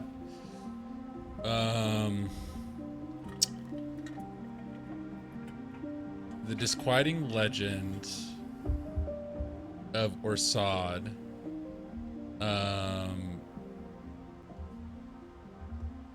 Like disquieting is like the nasty history. Dirty little secret.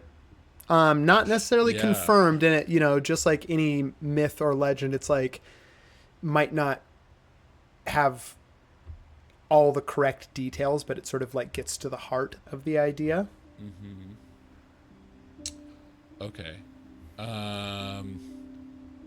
The disquieting secret about Orsad. I'm gonna go on like a tangent right now because the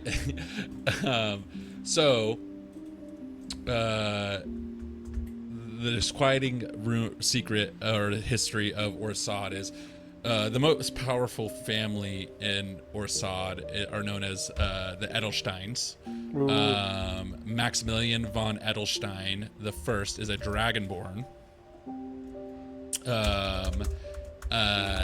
And the secret is that they brought Orsad into power, and being known, what it's known for is because he made a deal with a Lich King back in the day. Okay.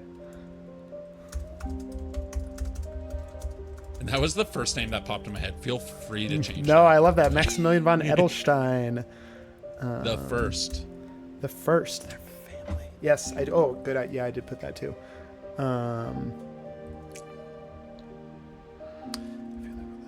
Isn't that the most dragonborn name you've ever heard in your life? Edelstein. Yeah. I mean, what kind of dragon are we thinking? Like, I'll let you know. We're gonna throw a few questions around to everyone. Fauna, for dragonborn, is this like a brass dragon, a gold dragon, red dragon, blue dragon? What's the particular chromatic persuasion of this dragonborn, I should say?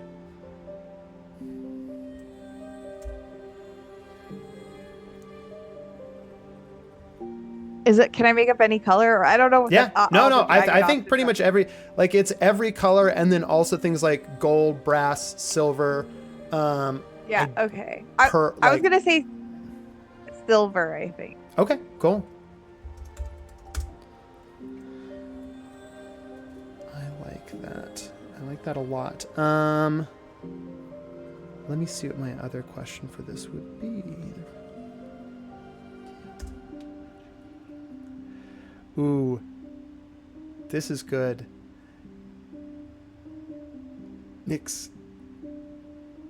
In a lot of fantasy lore, there's often like, when it comes to like making a deal, you're either giving up something or you're making a reoccurring deal that like will always deliver this to you like on a regular basis.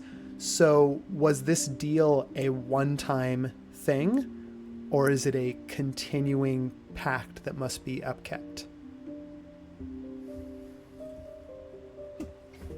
Once again, Obviously. I like to cause problems. Yeah. It is a Ongoing continuing thing. Ongoing pact it is. I like how Aaliyah just starts laughing because she already knows. I was like, Okay. obviously that's the one that anyone would pick. Like, wow, that is so much more interesting. Now here's my final question. And it's going to take it all the way back around to you, Atticus. With this ongoing pact, who is, like, for the greatest burden that this pact is placed upon? Is it placed upon the family, the Edelsteins themselves, or is this a pact placed upon the unknowing citizens of Orsad? Who takes the brunt Oh, of the this? unknowing citizens Okay. for sure. these people are, these Dragonborn are like, yeah. I mean, if it's a silver dragonborn, then yes, for sure. Yeah. They don't want Yeah, anything. silver don't give a shit. Yep. Yeah, they sacrificed the people, and they are living high and mighty. They're the type to make a deal with Lich King. High Fuck on everyone over. high on the dragon's teeth, as it were. Okay. I really like all that. Orsad is going to be a lot of fun when we get there in the third or fourth arc. I should say now, because I'd originally like kind of plotted out this campaign as like 3 arcs, considering the first arc being kind of like everything that happened in the beginning and leading up to like the arc concluding with, but really at this point, the way the story is building, it really does seem like Vox's backstory and like, you know, reconnecting Vox to her family and figuring out some of Vox's mystery. What I initially thought was the end of arc 1 now just seems like that was the prelude to kind of, because now at this point we're so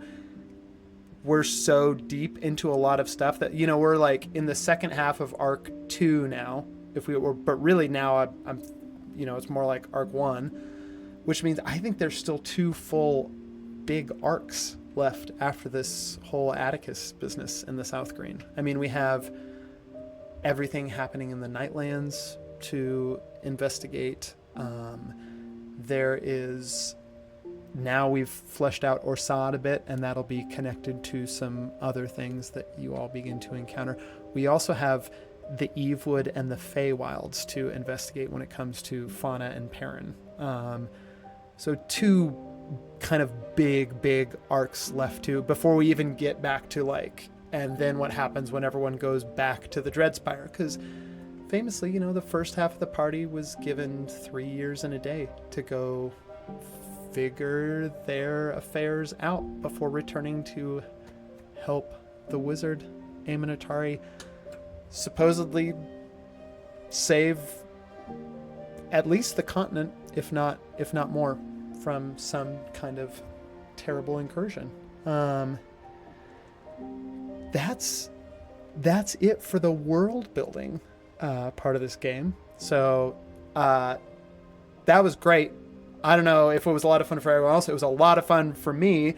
I have a lot of awesome stuff here to work with now. Absolutely terrifying at first, but very fun. Yeah. I think that's like the fun of it too. Every question. Yeah. That's why, honestly, I feel like we did pretty good though. You did excellent. I have so much good Considering stuff I here. was like, what do I say every time? For me, when it comes to stuff like this, that's mostly based off of like on the spot, like impromptu creativity, it always, I think, works better to like, as long as you're not doing something that like, I can do it with you because you're all my friends and I love you, but like I know that I can like toss you into the deep end, as it were, and that even if there's like moments of like uncomfortable or you're not knowing what to do, like I can trust you to like figure it out and feel like comfortable in the space to do it, and it results in some really, really good answers and some really cool stuff. So thank you for indulging my little side quest game.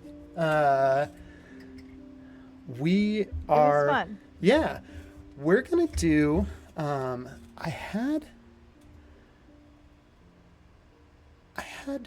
3 things. I think we're just gonna start with one, and we're gonna see where that goes. But when we left the group at the end of last session, you'd all emerged from that enormous, colossal serpent, the Yasinoth, on the edges of the Unbroken Green, just a couple days travel across this sacred space to make it to Phoenix Manor. The party, with the exception of the cat, who, Fauna, you can feel your intrinsic link is safe, but when you went feral, or the curse took over for a little while, you lost your connection to the cat. And so they are, you can tell nearby, but they're not with you right now. With the exception of the cat, the entire party is together. And you're kind of, you struck out onto the unbroken green at the end of last session. It is nighttime. So as you set up camp here on the edges of the unbroken green, everyone settles down. You've figured out your watch to keep everyone safe for the night.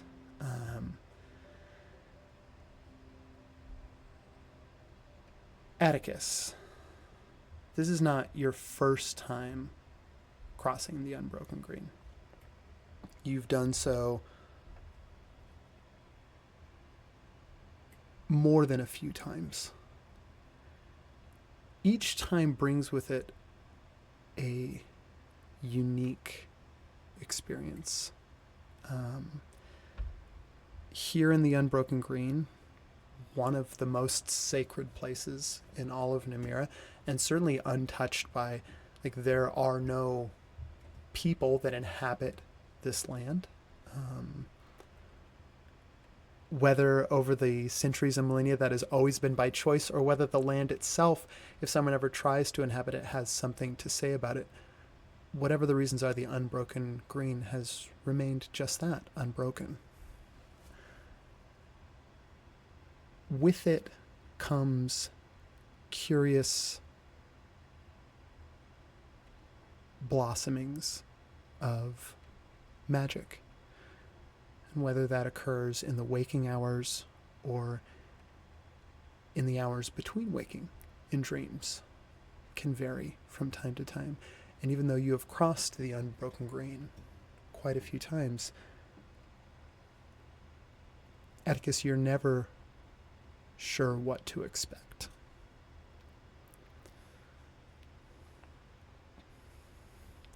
As you are falling asleep, Vox and Perrin sharing this portion of the watch, Atticus, you fall quickly into very vivid dreams. At first, they're so jumbled that you can't really make much heads or tails of what people are changing, locations are changing, the contents of your dreams shift so quick it's hard to get a handle on them. Until one begins to materialize. You are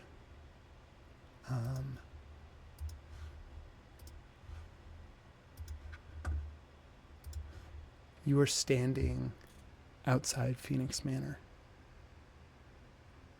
and you find yourself walking towards the old well outside the manor grounds. As you look down, you realize that in your hand, you remember vividly, this dream seems as much a dream as it is a memory. And yet, instead of being a young Atticus walking towards the well, your arms full of peaches to throw down the well to satiate whatever hunger lies in the darkness below. You're full-grown Atticus, just repeating the steps in your youth. And it's kind of that feeling that you get when you're just on the edge of having a lucid dream. You can control some things about it, and you feel like there's this little paper thin barrier that if you were to just maybe push a little bit harder, maybe you could fly, or maybe you could control the environment or decide who gets to, but you're right on that barrier, repeating the steps that you took as a child. And as you look around, you realize on your left and right, not on watch currently because they are also taking their time to rest, you see that Fauna and Nyx stand with you here in this space. Atticus, what do? You have the freedom to act. Yeah, Atticus like notices Fauna and Nyx there, and he's like, y'all want to see something real cool? And he like puts a peach in each of their hand and then keeps walking towards the well. Nyx just impulsively takes a bite out of theirs. Follows along. You're just seeing, since it's adult Atticus, he's just carrying like, have you seen that like that meme of the guy like carrying limes and it's like, this is too many limes, like it's that, but he's like, But I peaches? could carry more peaches Yes. if I wanted. Yeah. Like, you don't Yeah. understand Yeah. exactly how I'm carrying so many peaches, but I put one in each of your hands and still maintained hold of all the peaches. The peach that I'm eating just keeps becoming perfect Mhm. after each bite. This is dream logic. Mm-hmm. Yeah, and then Atticus Absolutely. waves them to the well. Okay. Fauna, are you also taking the peach and following to the well? Yeah, I think Fauna's a little more like, wait, what's happening? Like, Nyx is just eating the peach, like rolling with it. I think Fauna's a little more like, where are we? What's going on? Kind of vibe. You all approach the well. Atticus, are you tossing all the peaches in? Atticus always is listening for verbal confirmation of, and it's like, as a kid it was just like noises, but he would interpret it as voices, or like, who knows, maybe there was a voice coming Yeah. out from it, and he's always like, oh, they're hungry. So Atticus is like, you gotta wait if they're hungry or not.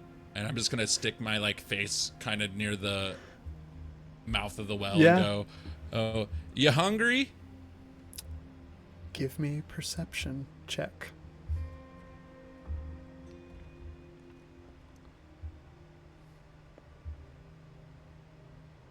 "17."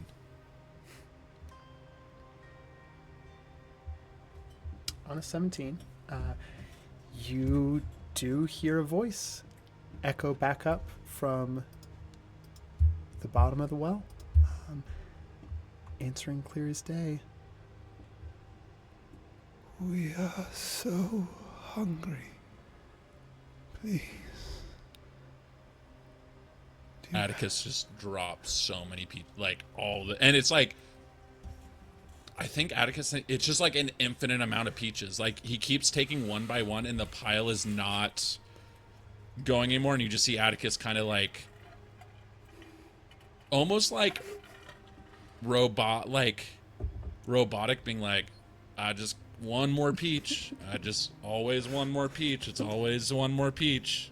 It's always one more Fauna- peach. Very, very Fauna- dreamlike right now. Fauna like grabs Atticus's wrist to stop him from continuing to throw peaches. It's a dream, so you see Atticus' other hand, the pile of peaches is just floating, and he just keeps with his other hand. It's just always one more. Just one more peach. Always just one Atticus. more peach. Who's down there?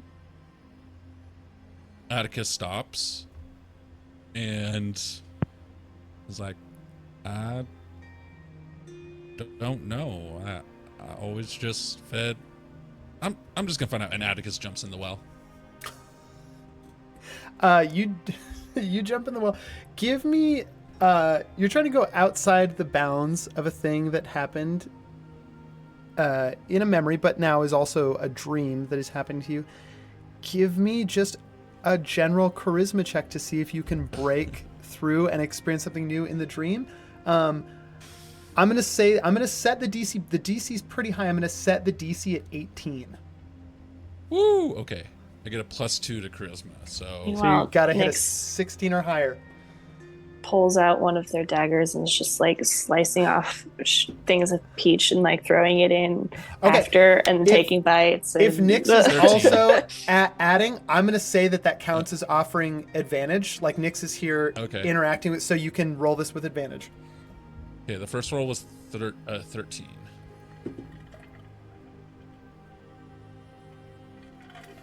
That's 19 on that second one. 17 plus 2. Atticus, Thanks for sharpening your knife. you jump down. Before Atticus does this, he goes, the peach is never enough. It's never, and then jumps in. The two of you, It's his dream, right? So Yeah. he's like dreaming. Yeah. It's like, yeah. Nyx and Fauna, the two of you see Atticus shoots down the well. Yeehaw! Atticus, the fall, at first it seems alarming. Your stomach starts to, you're like, oh, but then you realize everything is slowing down. It's gentle, almost like the darkness of this well is embracing you. And your feet, you feel after a time gently touch the bottom. It's soft, but it's not soil. It's hard to tell. As you move your feet, you can feel things shift around underneath you, whether there's just a lot decomposing. It's not, you don't sink into it. It's not mire, but it is soft. You do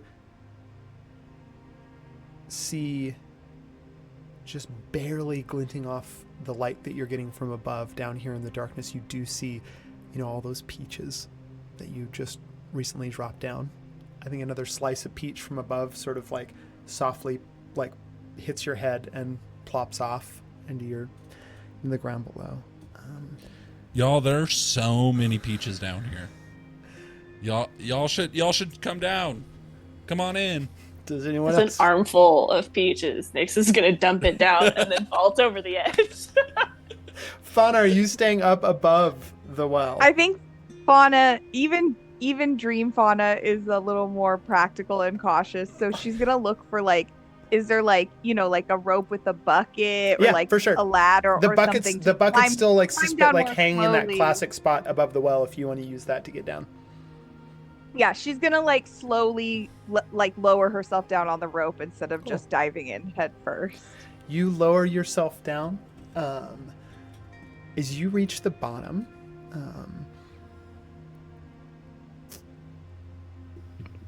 no, there's no checks for this. All three of you hear the voice now. It's not just Atticus.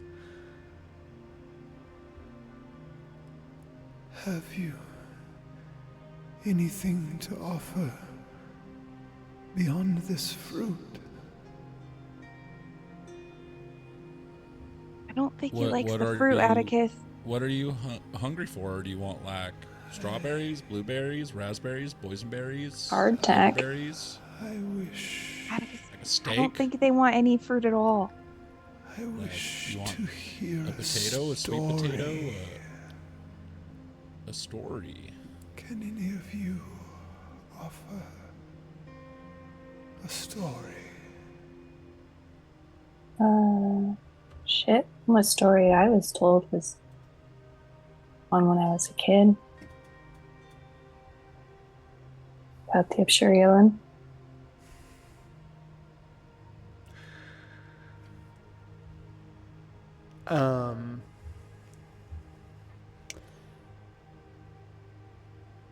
Nyx, you say this. I'm going to let all three of you make an Arcana check in this moment.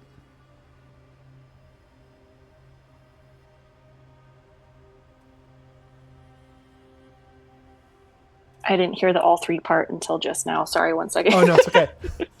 Ooh, fuck. Plus- That's low. Plus 8 Arcana. 13. I only got 13. Okay. 7 Will a and my 27 or 26 Jesus suffice? Christ. Oh, Yeah. my God. No, 20. Wait, no, 26. Yeah, 26. It's his yeah, dream, he with knows. it. God. Yeah. 19 plus 8. That's 26, right? Yeah. I'm bad at math. No, 19 plus 8 27. is... If you rolled a 19, you got 27. 27. Yeah. Yeah, 19 plus 27. Boy, oh boy. Okay. I studied history in college to avoid math. 'cause Avoid I'm math. Really bad at it. Totally And then you fair. took up a hobby where you have to do it all the time. Yeah. Damn. Ain't that just the way? Atticus, this question is asked. You hear Nyx's response, not quite the telling of the story, but the little initial, and you feel a hunger begin to perk up, almost like, if you have forgotten about the existence of dinner time and then you hear the bell ring and you just start to salivate thinking about, you feel that same intense hunger down here at the bottom of the well. On a 27 Arcana check, you know two things. The spirit of this well, or spirit, like whatever exists down here, some kind of it, you're not sure, like, if it is just this arcane force that does it have a consciousness, does it not? That you can't determine. What you can determine is that it is not a malicious force or entity. That being said, if something of worth is given, that gift would most likely be reciprocated in some way. But the other thing that you know is that if a story is offered up, the person offering the story will not remember the story. It will indeed be eaten, devoured by the well. In this instance, though, it's not like that thing of like parent offering a gift and getting like that taken advantage of by an entity. This, again, is not a malicious thing looking to like weasel more out of. It will only take truly like the spirit of what is offered, which in this case would just be this story, not the memory of something, just, Nyx's story. Atticus, recognizing that, is going to lean over to Nyx and whisper in their ear, any story offered will be reciprocated with something of equal worth, but it will take whatever you give it, and you won't remember it. Not in an evil way. It's very neutral, but definitely a equivalent exchange type situation. Shit, good looking out. I've had enough things fucking with my memory lately. Don't think I want to dive down that particular path again, but knock yourself out. Nyx is going to take another bite of peach. Does anyone else have a story they're willing to offer to the well? I'm going to look at Fauna to see if Fauna has anything. I think Fauna... Atticus will reciprocate, like, tell that to Fauna as well. Yeah. Like what Okay. he Yeah. just told.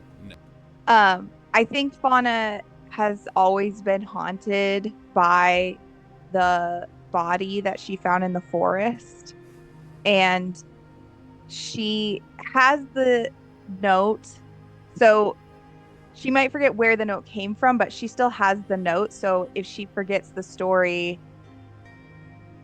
it will take a load off of her mind and off of her conscience, because I feel like she always wasn't sure that she like made the right decision. But she'll still have the note so that in the future she can trust, like, hopefully come across in her belongings and be like, what's this? I need to figure it out. And I think she just would really like to be rid of just this traumatic memory of when she was a kid and she found this body in the forest that may or may not be somehow related to her. Cool. So she's going to tell the entity that story of her finding the body in the forest. I love it. Atticus is also going to offer up a story as well. Ooh, okay. Okay. And Atticus is going to ask the entity, have you ever heard the legend of Derek Journeyman? And Atticus is going to explain in great, because it's the same thing that I have. Has my mic muted, but I literally just snorted. Well, like, Atticus hearing Fauna and like can just kind of, I guess, probably can feel like there's guilt.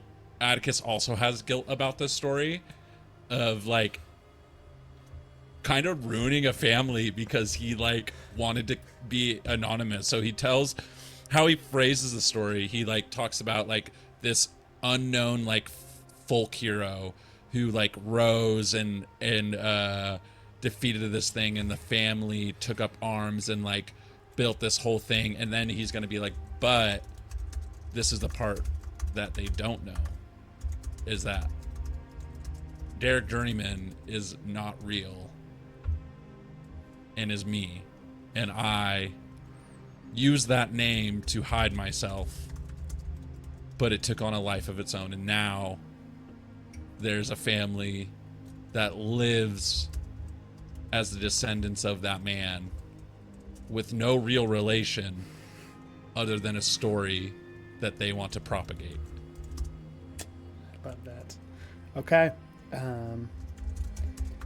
I hope Atticus is good enough at storytelling where he tells it and it's like the spirit's like, oh my god, oh, and like, what? No way, shocker. Because Atticus wants to be rid of this memory. Here's the deal. You're each telling a story. I want you to each give me a performance check in the telling of the story. Next, in between another bite of peach and listening into both of their stories, is gonna chime in with once was a voice at the bottom of the well. I was so very lonely, hungered and hungered and hungered for something. Is it food? Is it company? Is it a way out? Was it substance, purpose, or something deeper? There once was a little boy. Came up to the well, tossed a coin in, because that's what you do when you find the wells and make a wish. And the voice caught it and whispered back and also made a wish. What was that wish? And Vix is gonna look toward it, or like leave us empty space for the voice to answer. 17 for that performance check. Yeah, I got a 6, so not a very good performance. Okay. Can I don't know if I still have this, by the way. Like, this was forever ago, but I never used my busted inspiration that I got forever ago. Could I give that to Fauna? Like, could I give that? Doesn't it go away with long rest, though? No, inspiration doesn't go away. You can give the busted inspiration to Fauna if you want. Inspiration. Yeah. Do you want it? Are you okay with your 6? I mean, I guess if you don't want it anymore, I might as well. I can't really do that much worse than a 6. Watch, I'll probably roll a nat 1. But so busted inspiration is just above or below. It's just on an odd, it works like a nat 1. Oh, on an even, it works like a nat 20. Ooh. Yeah, sure. Let's go I'll give for it it. Okay. It's my dream. I can control it how I want. Yeah, I think that's fair. Even is what I want, right? Yeah, even's what you want.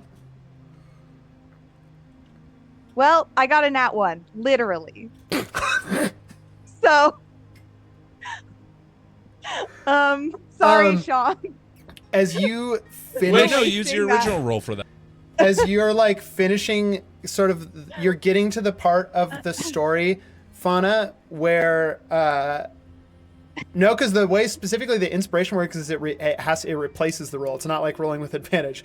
So, Fauna, you get to the part of the story where you start describing the body. You start to hear rumblings down here in the well, and then all of a sudden, just wait. Can I use my wellspring power to re-roll again? Ooh, does wellspring let you read? Is that one of the? It might be. Isn't that one of the things? I think it is. Oh, maybe it's only like attacks or something. No. Let's check it real quick. Hold on. I think it is, because I think I let it work like favored by the gut, like that. It seems like a bad decision to use it on something in a dream that probably doesn't matter. Let's see. Anytime you wish to roll the damage or thing you've ever done. No, it just says anytime you wish to re-roll the damage or the damage or the healing die. That's what it was for. So yeah, it doesn't apply. Okay. Yeah, you get to the part of the story where you're talking about the body, And you start to go into a little more detail just because you're like, I'd really like to get this off my plate. There's is a rumbling that starts down in the well, and you hear, hold on, I'm a little sensitive. And you are just absolutely covered head to toe in like peach scented vomit. Just absolute, like, as this explosion erupts out of the well, sort of covering you. Ugh. I apologize. Please continue with your tale until its Sorry. conclusion. Did you not like the story? I can I stop. just, after all these centuries, I have a very sensitive stomach. Okay, well, I guess should I keep going then? Yes, no, please, by all means, if you don't finish the story, then I can finish, so then... What? Nothing. I just, Oh, if you want that kind of story, I change don't have gears any here of- a little bit. Fauna doesn't have any of those. Famously doesn't have any. Yeah. Fauna keeps telling the story, I guess. Cool. Yeah, funny. You finish your story. Atticus, you well, thanks you for it, Fauna, even after the events around the middle of the story. Atticus, you finished telling your story of Derek Journeyman, and you got a 17, right, on your performance? Yes. Okay. Thanks you deeply for the story. Nix, you tell your story, and then you ask the question of the well. What would its wish be? And in the darkness, there is a silence. And then it answers you.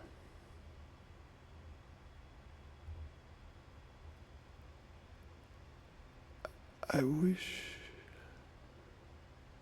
for a life of my own, to live my own stories.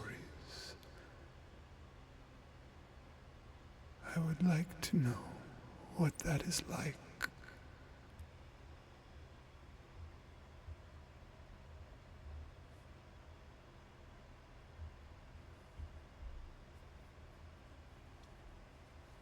Damn, and your life is just peaches. I've been throwing peaches down here since I was a kid.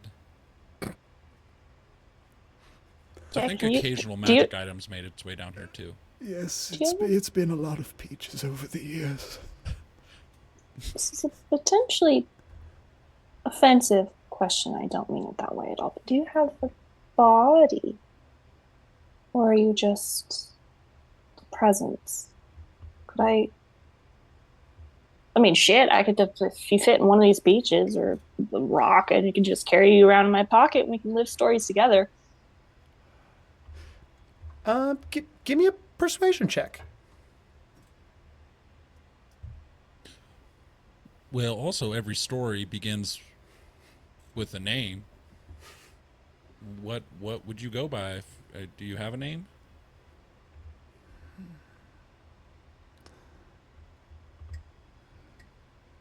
Do you have one to offer me? Eric Journeyman. Yeah, I was just gonna keep using a point for this, because do you have one to offer me just convinced me. I don't care. I want an inanimate. Okay, it's an 18. If I should like to know what it is like to see the sky above, do you have a name for me? Do you have a place?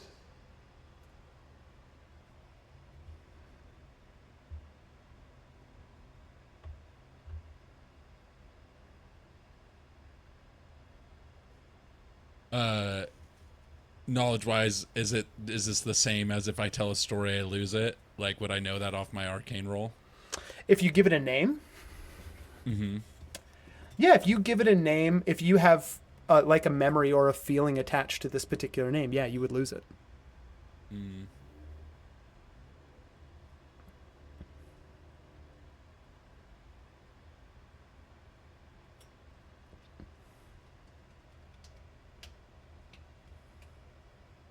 In Atticus's brain, he's like thinking about like who's had the best life he knows, and it's like, but it's also like he has that knowledge in the back of his head where he's like, if this thing is magical in nature, like he's gonna lose that This thing. is this is the well where all the stuff with that was cursed was thrown down, right? Yes. Yeah, but So I know off my arc, it's not a malevolent, like it's not an evil Yeah. creature. yeah, but could it be under a curse? Like, could it be cursed? Because I could try to use remove curse to see if, like, maybe it used Um, to be an actual being. I'm willing. I'll give you got a 27 on your Arcana check. I'll give you this little bit too, Atticus, as you're talking with it. You think that this entity or this presence, whatever it is just perhaps a natural, like in a world where magic is real, there are still consequences, albeit maybe perhaps like magical, hard to understand ones. But in this particular case, the well was just created as a tool, right? To destroy. You throw that many magical things down a what like an art, and some of those being conscious, some of those being. You think that this perhaps is a, or at least partially conscious. It's like maybe an entity that's starting to wake up to its consciousness. Almost like an AI, but in a fantasy world, from just so much arcane stuff being dumped down this well. If you were to remove this entity from the well would still continue with its purpose. This is just like the consequences of throwing magic shit down a well for Yeah. centuries. And if we Yeah. give it a name, what's the consequence of that? I know Atticus just asked that, but like, If you give it a name, it will. If the name does mean something to you, like if it's associated with a person, or you would forget not the person but the name of that person. okay, Or I mean, it doesn't have to be a name of someone you know either. It can just be I a think name. Nyx is just gonna look like Atticus, look at Fauna, take another bite of their peach and chew on it, and like wait for them to answer for a second, and then just call you Essie. Welcome to existence. What was the name you said? Essie. It's like another term. It's like a philosophical term for like life itself. I see. What form may I inhabit?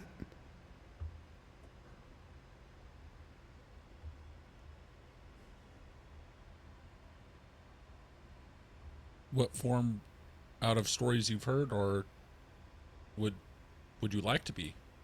It's a big question. Like, that's something you got to answer, I feel like.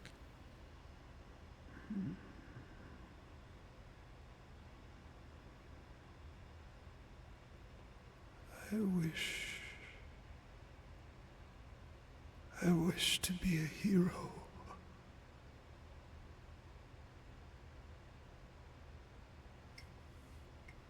That sounds like your department, Atticus.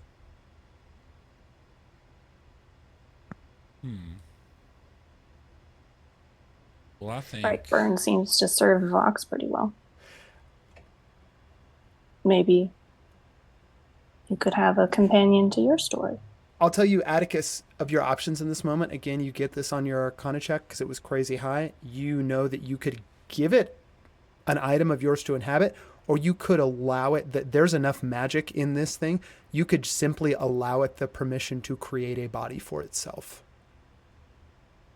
would you like to be a mortal creature, or would you like to be something that protects somebody via being the first to strike, or one to defend from a strike?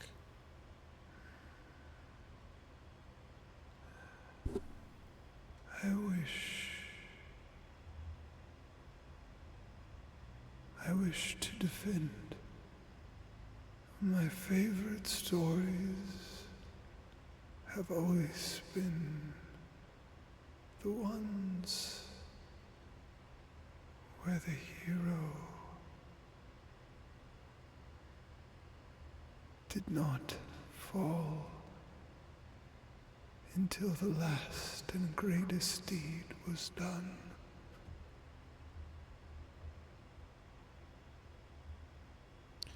You sound like to me a tower shield.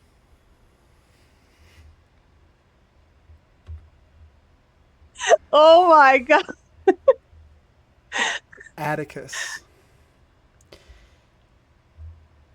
In the darkness in front of you, a gleam catches your eye as the light from the opening above in the well shines down. You see, you're tall, Atticus. This shield, buried as it is, about 6 inches into the muck that you're all standing in, comes up to about your chin. What does it look like?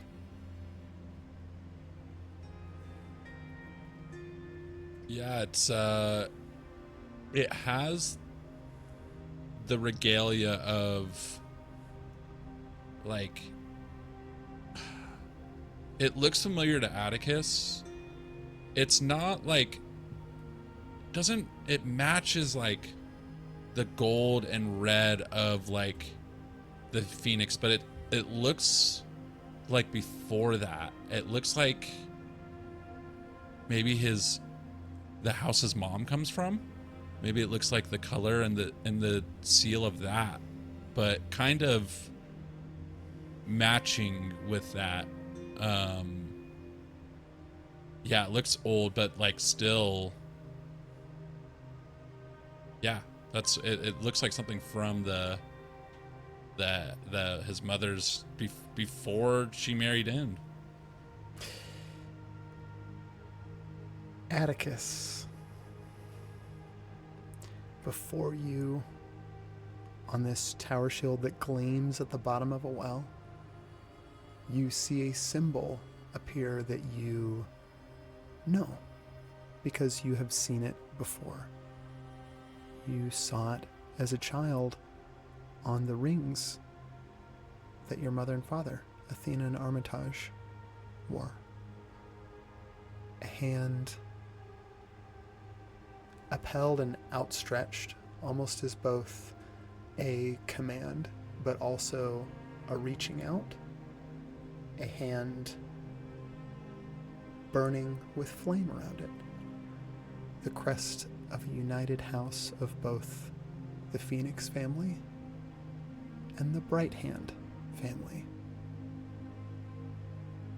that your mother came from.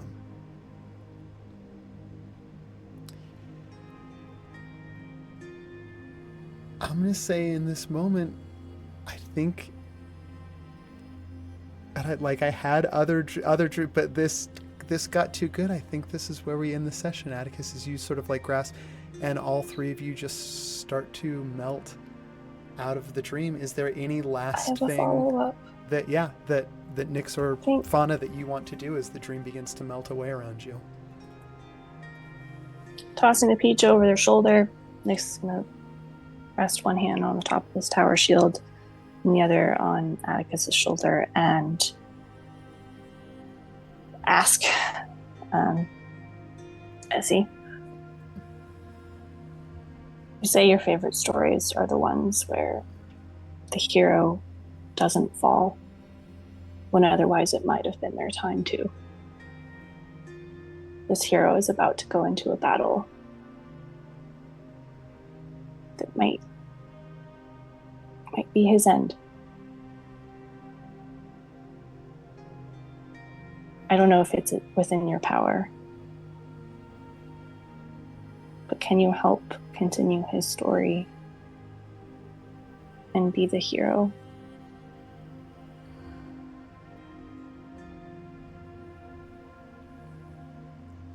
It would be my honor.